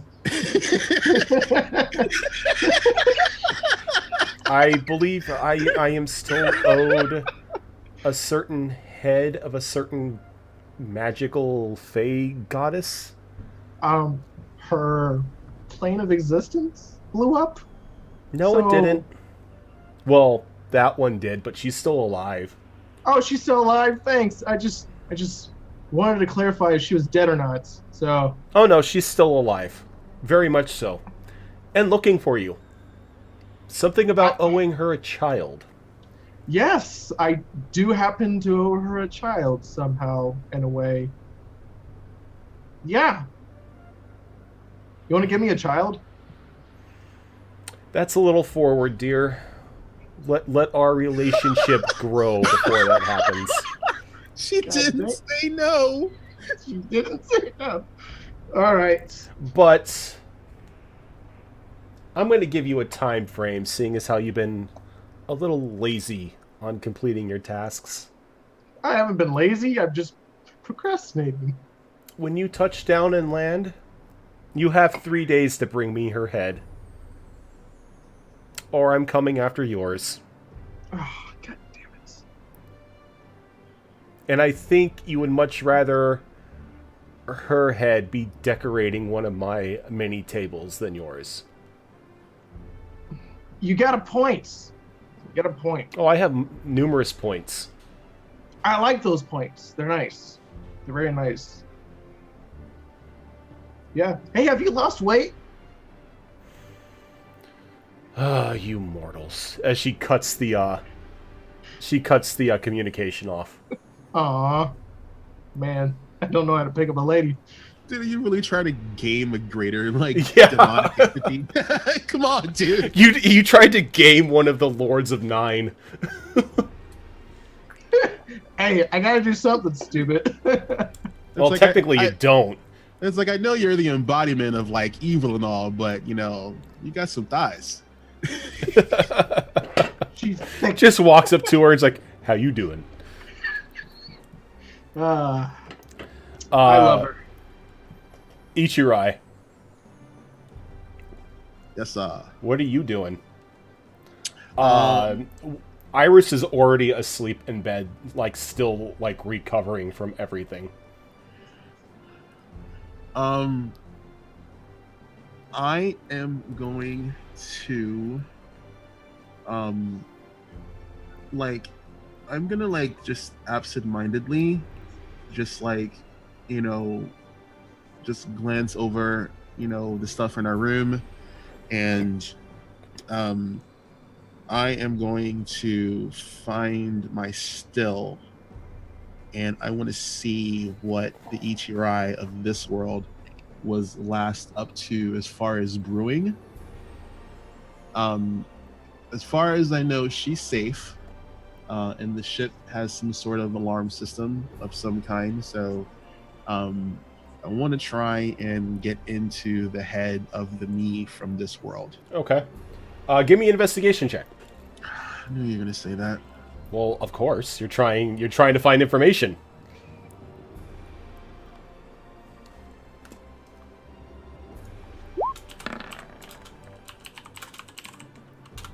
Jeez, me and these 12s, man. What the hell?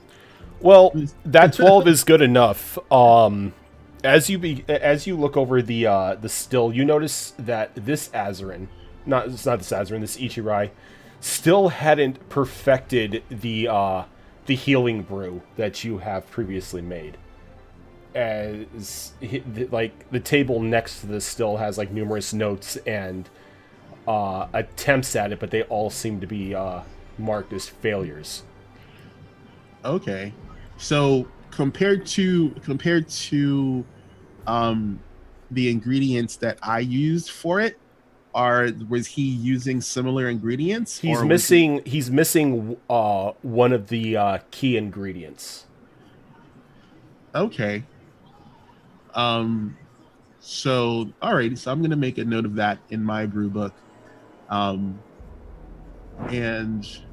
um and I'm just gonna check his still to see, just comparison of how good it is and whatnot. And then after I do that, I'm gonna go, and before I head back to my quarters, ask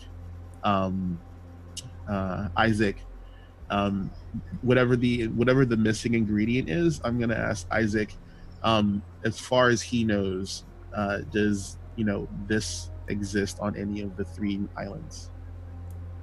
Well, of course. It's one of the, I don't like using this word because you told me never to use it, but holy herbs of your monastery. God, holy herbs. Herbs aren't holy. Herbs are just herbs. It's a lack of a better word. I was only created with the base understanding of common. That's understandable. Alrighty. So I am going to ask Isaac, basically, I think we're heading, like the port that we're heading to, is it going to be something I can easily find? The port? Yeah, we're heading back to port. Apparently wherever the biggest trade is. Yes, that's the port you left from. Alrighty. So then on that island, how prolific is this herb? Well, that's where your home monastery is at. Okay. Do me a favor. Mm-hmm. If the rest of the guys ask where my monastery is or anything of that nature, don't answer. Oh, but of course. All right. Just tell them that it's high in a mountain somewhere, and that's the most you know of it. That is the most I know of it. Yep. All He, right. he doesn't. He doesn't even seem to question it. All right. He's just like, that is the most I know of it. Thank you, Isaac. Have a good night, sir. And I head back to my quarters, and I tuck in behind Iris. Okay. Cassius. Captain Cassius. Well, I think the very first thing I'm going to do is track down some parchment or paper somewhere and spend some time copying down the map, obviously on a slightly smaller scale, that's in my room, just so I have something on hand at all times that kind of shows me the area. When I'm finished doing that, I'm just gonna sit back slightly in my chair and say, "You've been awfully quiet, Agvin."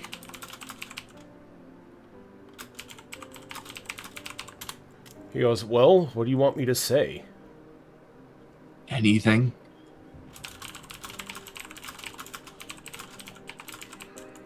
Well, I mean, I guess we dodged a bullet. A rather large bullet. And it only cost an entire plane of existence. There are infinite of those. That's like crying over spilt milk. Yeah, but, when you've caused the destruction of your second one, it kind of starts to weigh on you a little bit. Well, to be fair, the first one wasn't your fault. No, wasn't. We were just in the wrong place at the wrong time. We were, but... The second one, I wouldn't even say that one's your fault. Well, neither would I. You were attempting to save those you cared about. And, you made a natural mistake as someone who isn't key in the realm of wishes, it made sense to you. I mean, to a great being like Null or to an Efreet, yeah, there was room for exploitation. To a mortal, you said what you thought would get you guys through the day. The fault isn't mine, it isn't ours, but it can't be denied that none of that would have happened if we weren't there. We definitely had a hand in it. All of us had a hand in it. But in your profession, you have had a hand in a lot of great things as well. I mean, at least you gave those people hope for a small time. That's true, I suppose. So I mean, what of this plane? This plane, it looks like all of you have it made. Which is why I'm suspicious. Well, I've got a theory on it. I'm all ears. It seems when we transferred over the you that were here previously have been switched out for the you of now. It would explain a lot of things. It certainly raises a number of other questions. I mean, what exactly happened to them? I mean, if you think about it, the robot downstairs knows you. The ship seems to be best friends with Luxana. Your rooms are all decorated in your own affairs. By your journals, each of you had a life beforehand. I can't say I dislike the luxury of this ship. That's for sure. I just suggest that we go with it. This is the best thing that we've ran into since we started jumping. Look on the bright side. At least we're not on the head of another giant. True. Don't relish the thought of drinking what I'm still trying to convince myself was water. Oh no, it was sweat.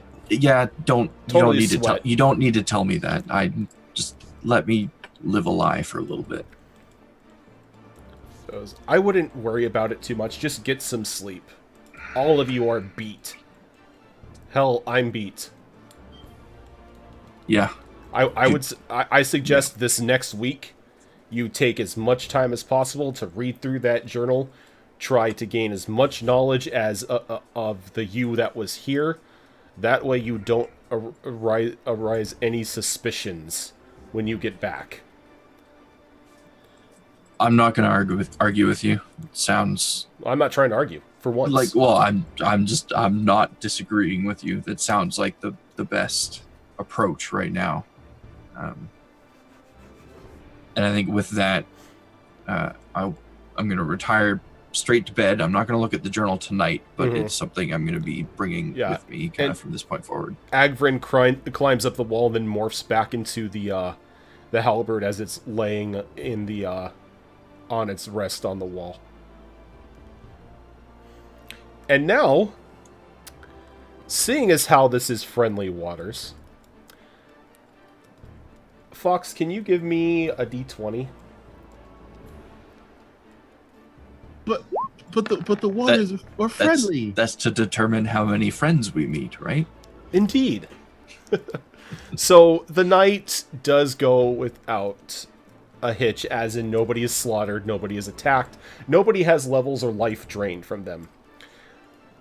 But Cassius is like woken up in a startled sense as there is a flash of light in his room and what sounds like a little girl screaming.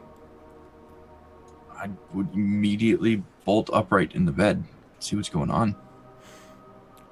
And when you look over, you see this child sitting on the floor, like patting her face and like breathing really fast, and she's in like this pure white sundress, and her hair is like almost like a platinum blonde. and then like in the moonlight, you can see that her skin almost shimmers a little bit, and it's got something like reminiscent of dragon scales every now and then.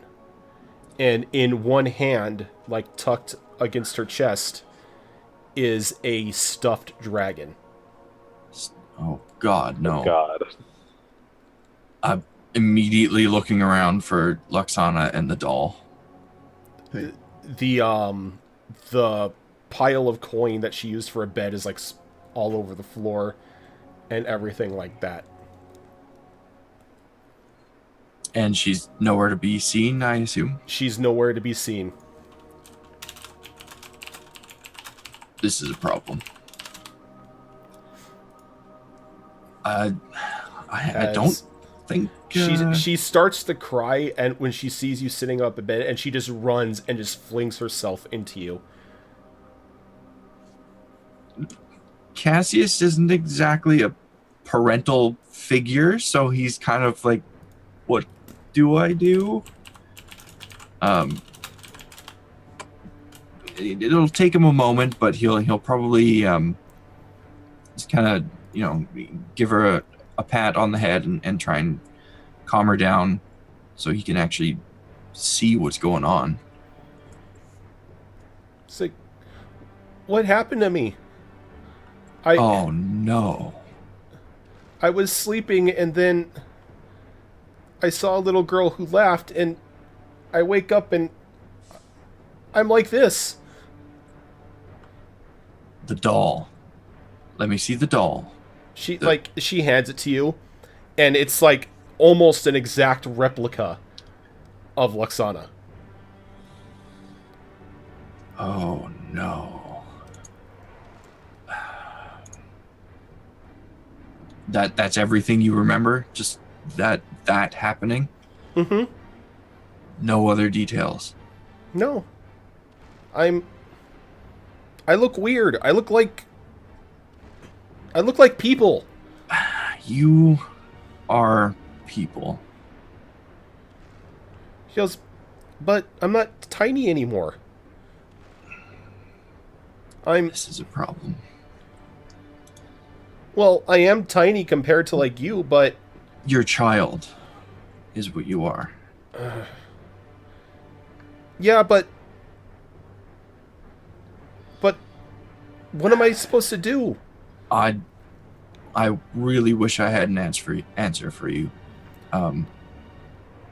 This doll, what attracted you to this doll? Why was it treasure? Why did you know it as treasure? It was a toy. I wanted it. Well, naturally. The boat told me there was a doll floating underneath the ship, and I wanted it, so I made it make the bell noise. So it wasn't actually treasure. You just saw a doll, and you wanted it.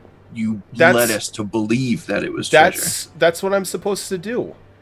The ship tells me that there's treasure, and I make it make a noise.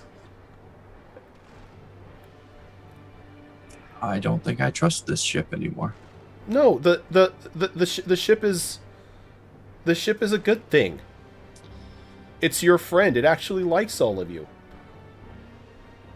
It's like a giant floating cat. Great. Now we have a water cat. What time of day or night is it? Is it like in the middle of the night? Yeah, it's about like 2 a.m. Okay. I am not prepared to deal with any of this right now. She goes, you're not prepared. You're not the one who got turned into a little girl. Yeah. I mean, I'll tell you what we're going to do. We're going to take care of this. She's like, starts looking at her feet. It's like, these things are weird. We're going to take care of this. They don't even have claws. How am I supposed to grab onto things? With your hands. But that's one pair, but I can't grab anything onto here anymore. Welcome to my world. We're going to deal with this. We're going to fix this, I promise. But right now, the best thing we can do, both of us, is get as much rest as possible. I am tired. I'm sure you are. Well, no. Can I sleep in here? I don't have a bed. Well, I'm not going to make you sleep on the floor. She's like, I don't think coins feel good on this body. I promise you they don't. Let's get some rest. We'll deal with this in the morning. Okay?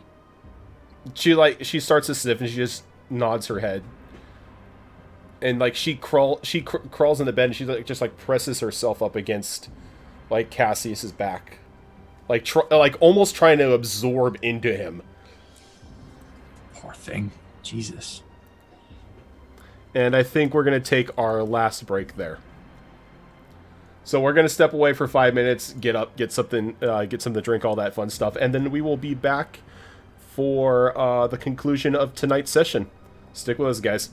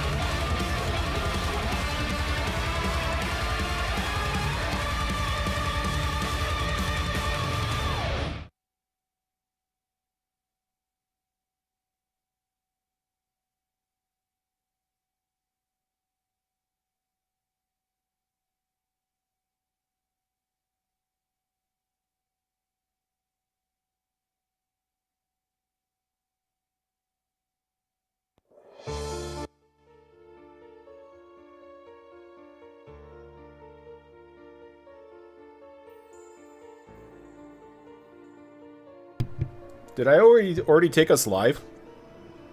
You tell us. You tell us. We're over here jabbing away. I thought I brought up the distraction screen. You did not. Hmm. Oh, yeah, we're live. We've been like, you know. Thanks for the warning. I forgot I clicked it. Surprise. Oh well. Fourth wall broken. Fourth wall broken. Now everybody knows that we're looking at adorable shoulder dragons. Well, no, I had you guys muted. Okay, well now everybody knows. Now everybody knows that you Googled adorable shoulder dragons. For those who want adorable shoulder dragons, just like this one, feel free to message me and I'll give you one. You'll give us one? I mean, I'll give you the link. Give you the link, yeah. Words matter. So, our new campaign slogan. The rest of the night passes without an incident. Real quickly, Roger, I just remembered that last time I meditated on Hellfire, you had me roll dice for something. Mm-hmm. That not necessary anymore? That is not necessary anymore for what I have planned for you, sir. Excellent. You're gonna like what I have planned for you. I imagine so. Everything you've done so far that's for the advancement of characters has been excellent. Yeah, I just like causing trouble for you guys, like every now and then. Every now and then? To be fair, we cause our own trouble quite often. Merlin's Keeper, thank you for that, host. Cassius. So the morning comes, and no matter where you are in the ship, just the smell of fresh bacon and eggs and other meats are just wafting into your rooms. As each of you notice that there is a small, like, pipe that's in your room that is there just to let you know when food is ready. That is a brilliant invention. Cassius, Loxana's nowhere to be found. Oh no. I'm up in a panic, running around looking for her. And while you're running around, you guys get to the bar area, and you notice this little girl just sitting there shoveling food into her mouth.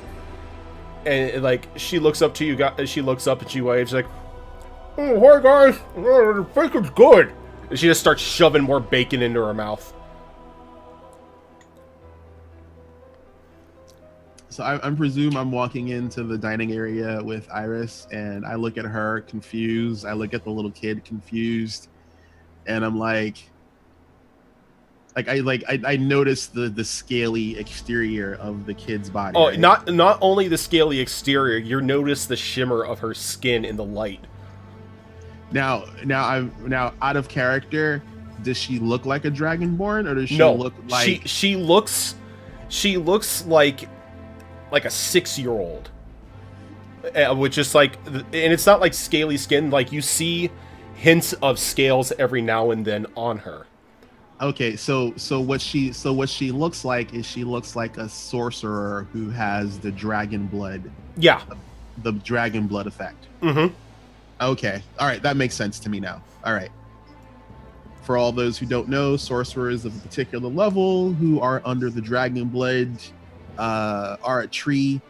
When they get to a certain level, start taking on the physical manifestations of dragons. One of them being scaly armor.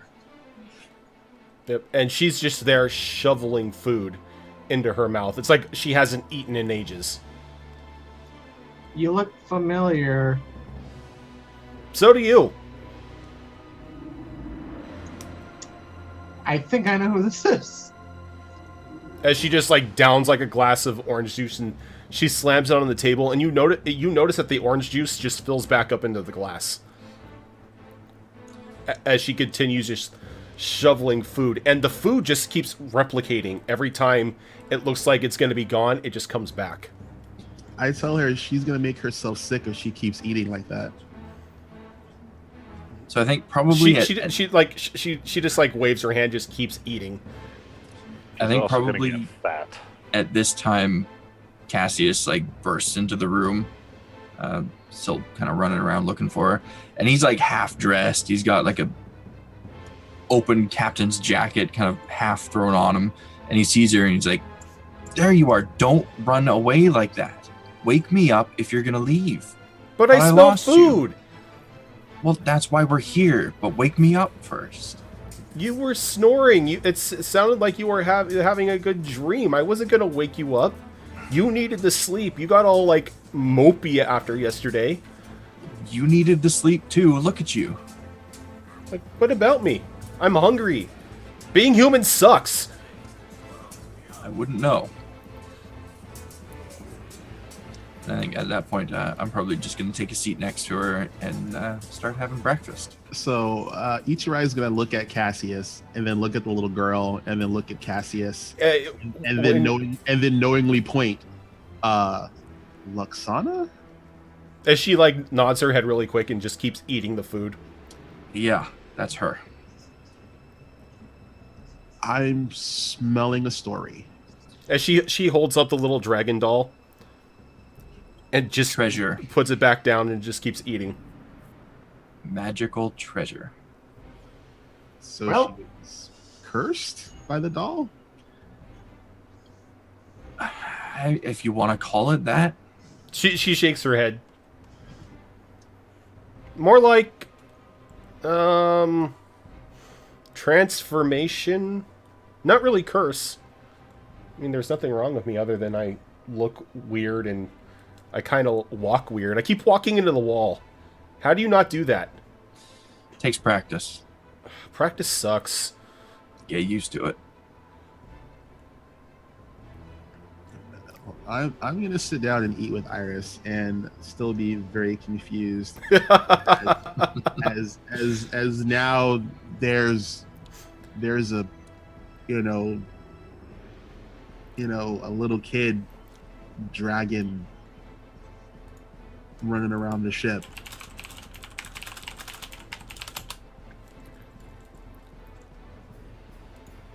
You're not my real dad.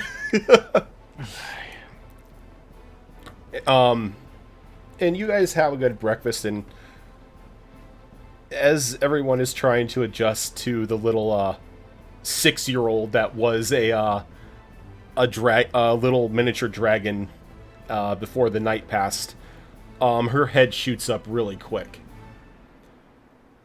She's like, punchy guy? Yes. I'm presuming me.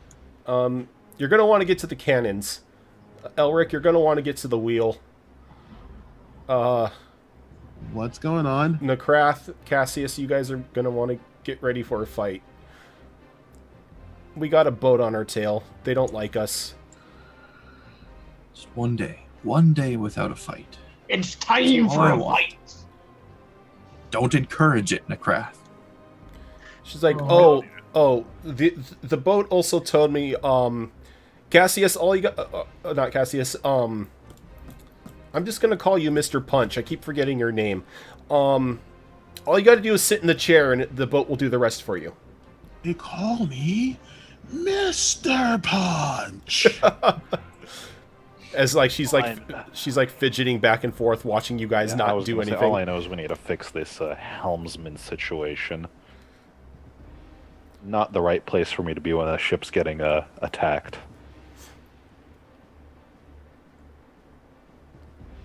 All right, I'm gonna grab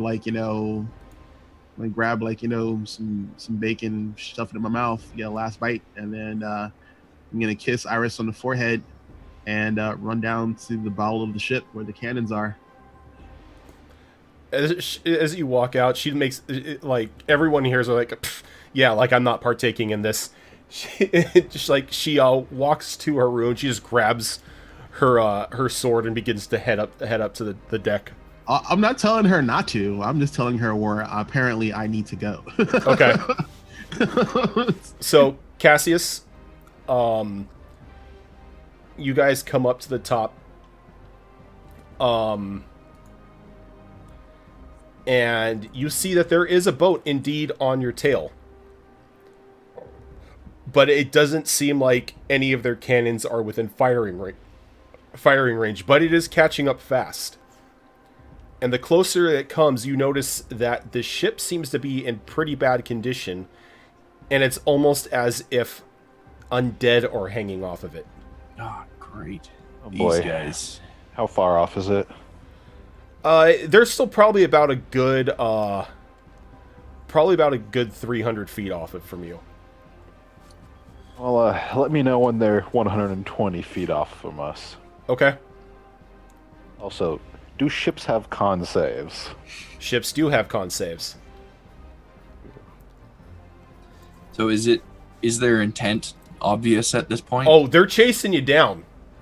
Yeah. This is not at like in any sense an ideal, like they just want to stop by and say yo cool ship and like head off. It looks like these guys are trying to board you. All right. Well, since we have at least a few minutes, I'm going to return to my cabin and see if the Cassius of this world had any fancy weapons that I can utilize. Agrin. Yeah, dude. I don't think you have anything fancier than like a magic spider sword. Well, okay. I was looking for some sort of like fancy, just for show captain's sword or something. Nope. Yeah, This Cassius needs to step up his game. Agrin's like, well, if you want, I can form myself into a cutlass if you want to look the official part of a captain. I think we'll just wait until we port, and then I'll rectify that. Suit yourself. I'll grab Egvin and return to the deck. Okay. So, Ichirai, you walk down, and sure enough, there is this, like, strange metallic-looking seat. Sweet. Where, Luxana said it would be. Alrighty. So I sit in the seat, and I'm like, all right, ship. Tell me how we take those fuckers down. All right, and as you sit down, you feel yourself being harnessed in as, like, two small, like, almost like joystick-like creations, like, pop up into your hands. And you feel, like, everyone feels the ship rock for a moment as Ichirai rises up through the deck into this chair, and the cannons sprout out from underneath the ship and come up almost like on arms. That's kind of cool. All right. Do I have like a little HUD and all that cool stuff? A small helmet comes down and then lowers over your eyes, and you can see like weird, like archaic symbols and whatnot on them, as it's like telling you how far away they are and if like they're within firing range, and along with the ammunition count for each cannon. So wait, are they behind us, to the side of us? They're like behind and off to the right of you because they're trying to catch up for boarding. Well, in that case, let's go ahead and swing the ship around to present a broadside. All right, and right as you think that, ship spin, like the ship turns, getting ready for the broadside, and the seat itself turns with the ship, keeping the enemy within sight.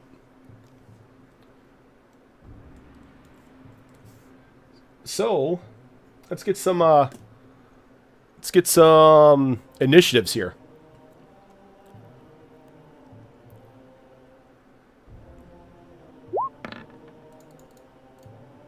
Really find it annoying how for everything but initiative you can just hit the button to roll it, but for initiative you actually have to select your character.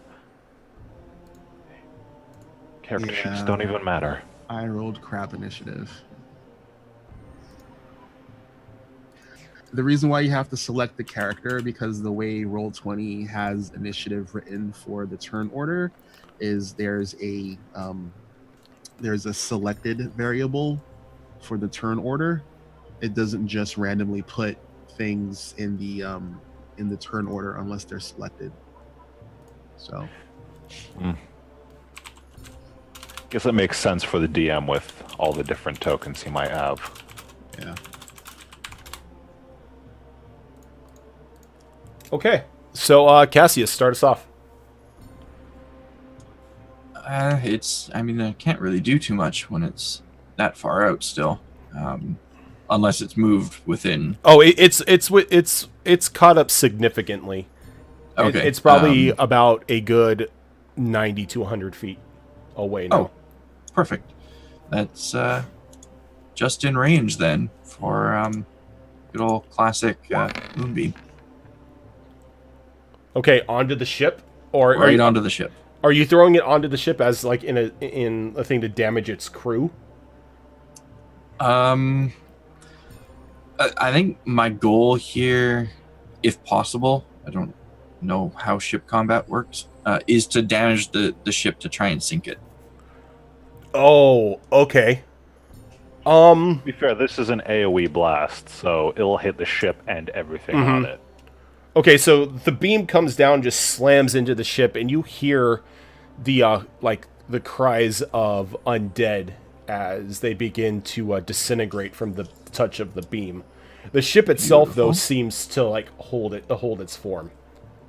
Okay, that works as long as it's killing somebody. Elric. Well, I think everyone knows what's going to happen right now. Something Hellfire Blast. Yep. The beauty, I now have 3 of them. Yeah, I was gonna remind you. Don't forget, you got 3 beams. So the 13 and the 25 will hit the ship. Excellent. So we've got 26 damage. And it's on, or might catch Hellfire. Oh my God, Hellfire the ship. Yes, that's so awesome. It's gonna burn, burn, burn. Can it burn, actually? Since Hellfire is a soul burn, right? Hellfire burns everything. Hellfire is indiscriminate. Yeah, it still makes it safe. Yeah, but it has to make... Wait, it's got plus 15? It's a ship. Oh, well. wow. That's the 17 makes it too. Wait, I got a question. I thought you had a 19. He lost the My rod. He My lost is his gone. rod. Oh, that's right. Shit. But the Hellfire Blast slam into the side of the ship, taking like small chunks of wood with it. The ship itself. All right, you hear 3 distinct shots coming from the deck of the ship itself. As these small these medium-sized like balls of iron fly onto the deck and outroll 3 creatures wearing iron armor, carrying, let's see, what do they got here? Carrying glaives. From the looks of them, they look to be ghouls. Fighting undead with undead. I guess I'm okay with that. Fighting undead with undead? What? I'm pretty sure this is stuff that's being shot at our ship. Yeah. Oh, okay, I gotcha. Yeah, Gotcha. you have 3 ghouls that have boarded the ship now.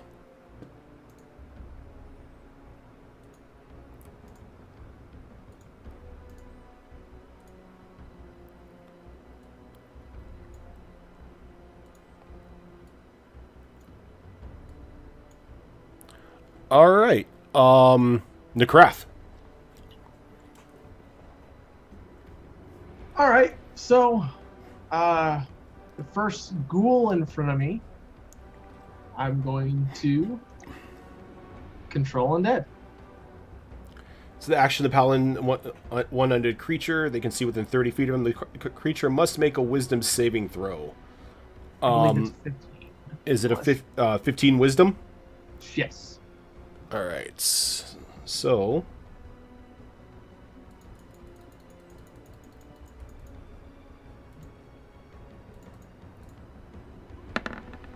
okay, it fails.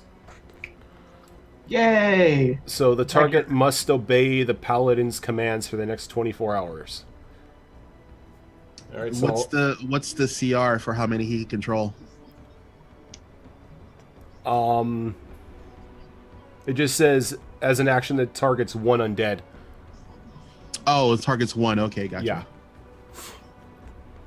Yeah. So what is your command that you're giving it, Necrath? Attack the closest buddy of yours, the other skeleton, Ghouls. the other ghouls. Okay, Yeah. it's got to listen because it's not a charm. It's a control. Okay. Ichirai. All right. Say hello to my little friend. Okay, so you are going to be making a d20 roll with a plus 12 addition to it. And roll this 4 times. Jesus Christ. As All right, hold on. as each cannon fires in it fires in succession of the other one.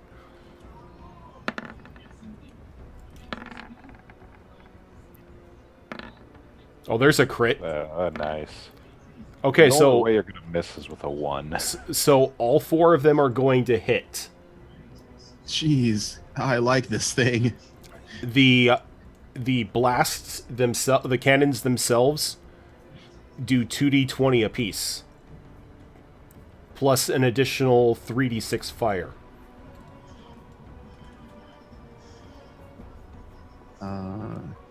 All right, so I'm rolling the 2d20 for each of the individual attacks. Yep, and That'd be a 3d6 total of fire. 10d20 Yeah, for I'm all just- of it. Yeah, if you're gonna do that, you just roll 10d20. Okay. Wait, how is it 10 and not 8? Because of the crit. Oh, yeah, the crit. Thank you. And for the fire damage, it's going to be 15d6 in total. Okay, so 10d20. Damn. Wow. So there's 135. Holy crap! Well, I'm not targeting the ship anymore, even though its con save is bullshit.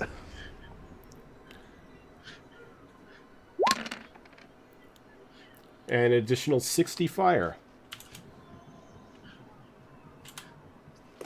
Is that thing dead? And this is the cheap ship?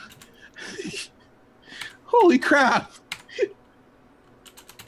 all right, You so did get very lucky with those d20 rolls. the Oh, yeah, I know, dude. That was crazy. where the hell was this during the last week? So the cannonballs slam into the ship, ripping like parts from its side off it as it just combusts in. But it is still afloat.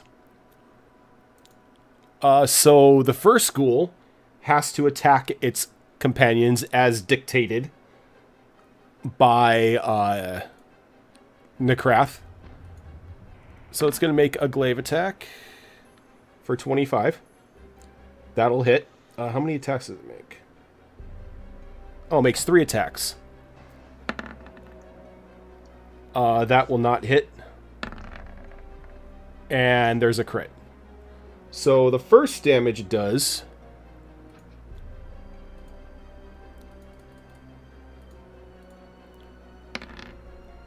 is going to be a total of 5. Wow, this thing, not that great. And then the crit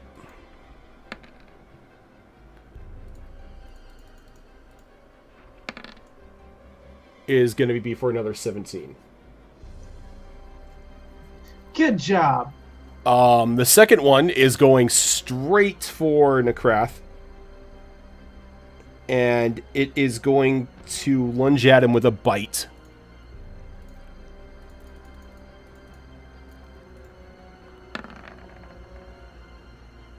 $13 doesn't hit you. No. And then slash at him with its claw. 15 won't hit you either. Nope. Third one is going for Cassius. God damn it. Isn't one of them controlled? Yeah. That was the first one that went. Wait, I thought it was hitting Necrath. No, the second one hit Necrath. The second my bad. one was going after Necrath. The first one attacked one of them. Oh, okay, yeah, I misheard then. I thought the first one hit Necrath. I don't think any of those hit you, do they? Nope, thankfully. Thankfully. And it is Cassius's turn. I don't think I can do anything this turn aside from moving the moonbeam with the ship as it approaches. 'Cause it'll be out of range for me to actually move the ship over to, or the moonbeam over to our ship. Until Okay. next turn. So, You're just keeping the concentration on the moonbeam? yep. Give me a d20.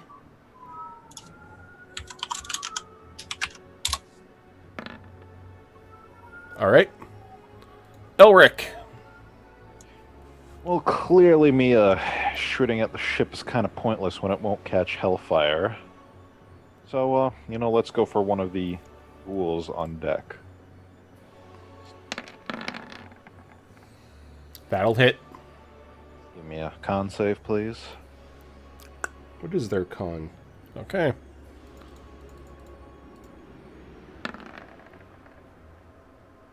All right, so Excellent. are you hitting? Are you going for the controlled one or the one of the other two? The other two. Okay. Alright, so that's one of them.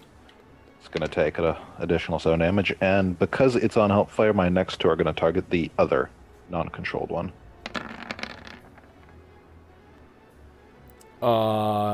Did you just roll 2? Yeah, I get a total of 3. Okay, no, I was looking at. Okay, so you were firing 2 more at the other one. Yeah, I was Alright. doing it one at a time to spread out the Hellfire love. The 15 damage one is going to hit.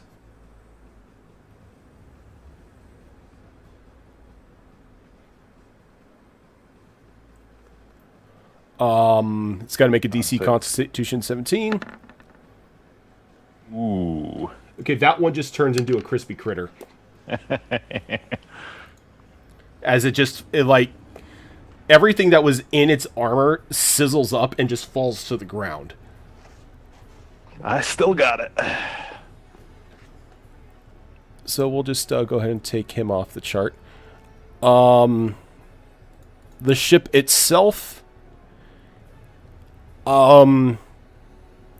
with the moonbeam and everything, it seems to be pulling away a bit from a trying to get more onto the dock. As you see 2 cannons open up along the side of it.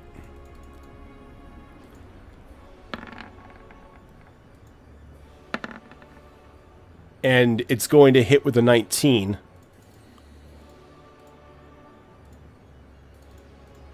But these cannonballs seem to be old and decrepit, as it's going to just hit the ship for 12 damage.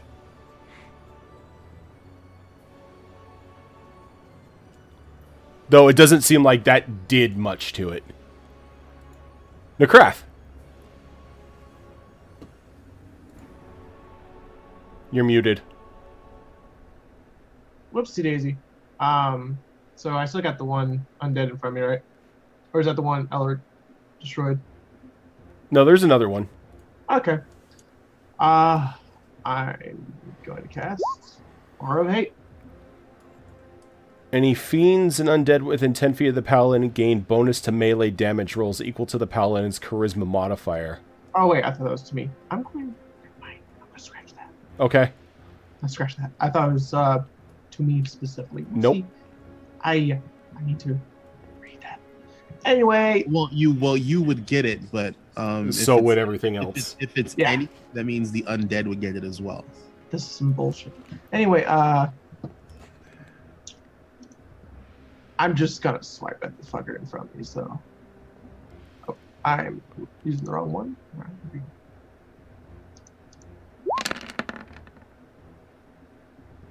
The 20 will hit Okay. for a total of 12.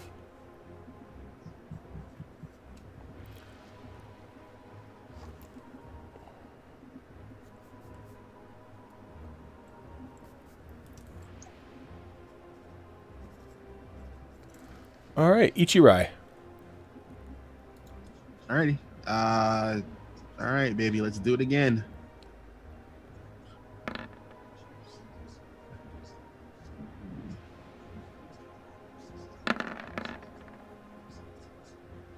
Oops. Sorry. I was gonna say you didn't roll 4 times. You rolled once. Nah, this I'm using the last roll, and it moves it down the stupid shit. Instead of just leaving it there, it just moves it. Yeah, down. yeah, I got you. So.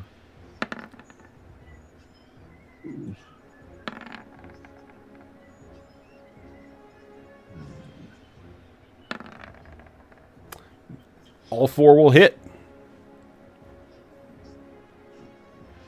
Jeez.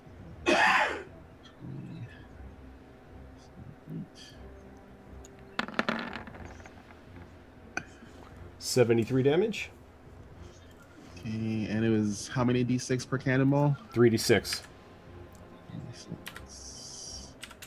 So,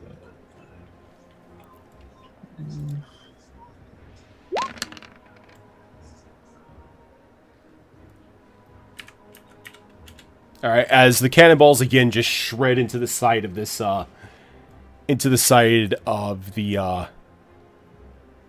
undead ship. The controlled thing now goes to try to bite its comrade.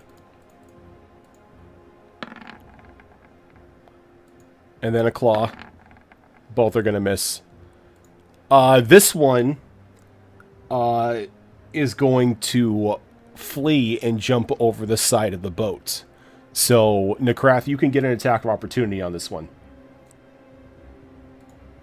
The one that is controlled, or the one that is in front of me that was attacking? The one that is in front of you. The one that is in front of you attacking. Okay.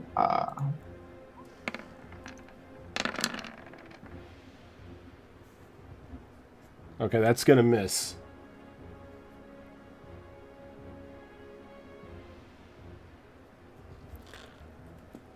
All right. So you guys see the boat pull off and then dive under the waves, and the ghoul that it currently isn't controlled runs and jumps off the side, and the other one begins to give chase to it. Still trying to obey Cassie or Nekrath's command. And as soon as the boat is gone, the cannons begin to lower and pull themselves back into the underneath of the boat.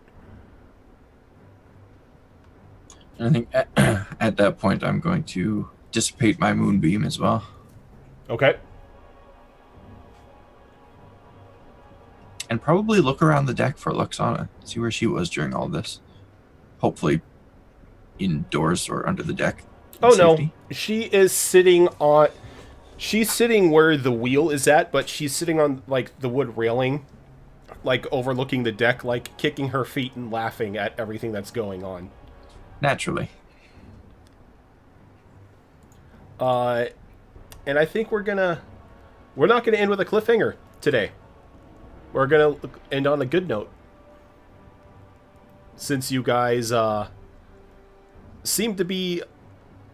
You have seemed to enter a new plane and a new life that doesn't seem to have very many complications. I could get used to this. Right? Complications yet. As long as I can keep killing people, I'm good. Boring. But yeah, so we will be back next week for this, and we're going to have a new cast member, as Alicorn is going to join us as Luxana. Yay! Yay. And if I am incorrect from what we were talking about, Luxana's going to be a bard. Woo! Oh my god, a Interesting. 6-year-old dragon kid bard. Yep. Imagine the vicious mockeries that are going to come out of her. So, just as a pointer, Elric does not like kids. I don't think Elric likes anything that isn't Hellfire. Anything that doesn't give him power, pretty much. Look at it this way: it's somebody to corrupt. Don't Yeah. you dare. But yeah, I know so it's a weird dragony thingy. it's going to that's going to do it for us here tonight. Tomorrow, RPG Mixtape is going to be our first episode, I believe, of RPG Mixtape for December, which is going to be Shadowrun. Should be a fun one. Yeah, Ooh, that's a nice one. I'm still kind of salty that Impius is not allowing me to be a decker. But I think Mila is joining us. Yep. Yeah, so Mila is our special guest this month. We will be starting at 6:30 tomorrow with character creation, and then probably going into the actual gameplay of the game after that. I don't think it's going to take us that long to make characters, which is a good thing. We can get at least a little bit started in the game. And then Sunday is going to be the continuation of our Blood Moon Adventures game, which is our Tomb of Annihilation campaign, and I think it's going to be the last episode for December.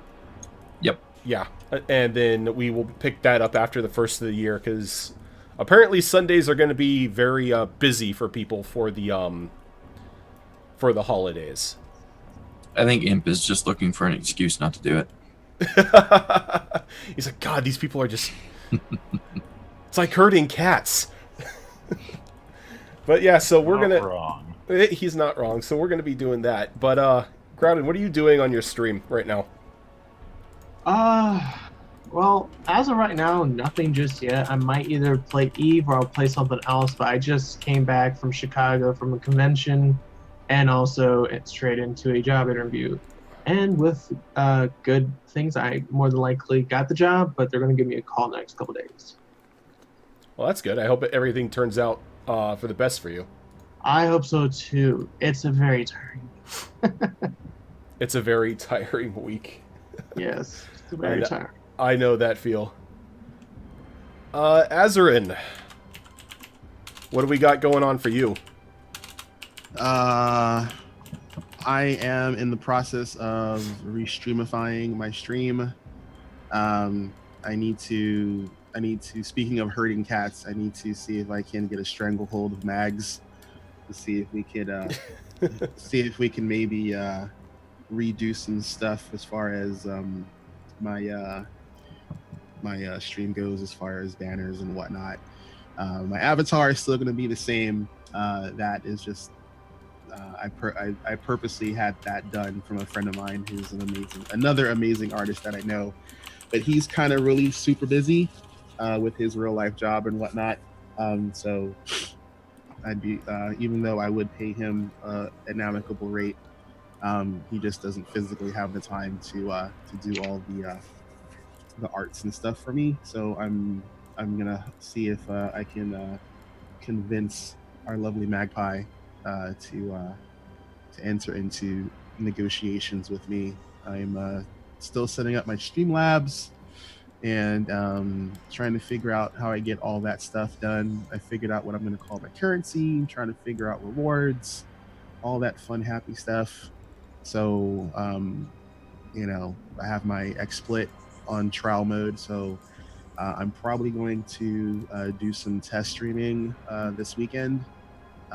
Probably not Saturday, but more than likely Friday and Sunday. I have some volunteer obligations on Saturday, so I can't do anything then. But it's more than likely going to be a Division stream, as 1.8 is live as of today, and it's all kinds of crazy, sexy hotness. And I think I'm going to jump back into that game since I've been out of the loop on it for a while. I'm going to take a look at that. Fox, what's up with you and Hunter right now? We're still going pretty hard with RimWorld. I mean, it's a game that we always have fun with, the community enjoys, and it's always been good to us. So we're just sticking with that until I think the 7th is the last stream before Hunter goes out of town for Viewboat, the broadcaster cruise.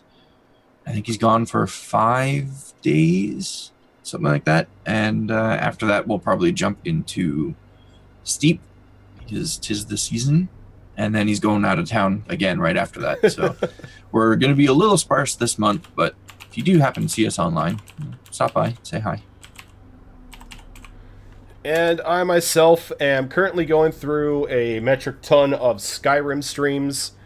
I'm still, as much as I'm enjoying it, I'm still going to blame Splintersloth for making me feel that Skyrim itch. Probably going to be finishing the Barbarian run sometime this week, and then we'll be going into the next one, either the full armored sword and board or the mage run.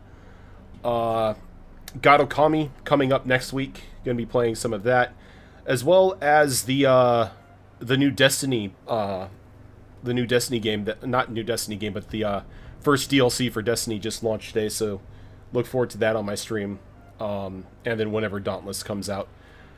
Speaking of Destiny, we're going to go raid Spoonersloth, who is going through the Curse of Osiris content right now. So, I think this is the right command. You mean it's live with no issues? Wow. Yeah, it looks perfectly fine. Well, live without any issues, aside from all the people that are whining and complaining about it, as they always do. Even though there's nothing wrong with it. All right, so if go ahead and click on the top up there. Wait, just to join the raid, and when you get in there,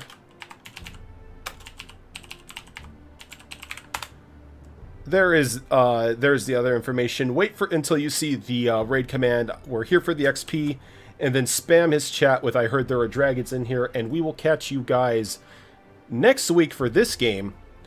And tomorrow night for the start of Shadowrun on RPG Mixtape. Until then, guys, catch you later.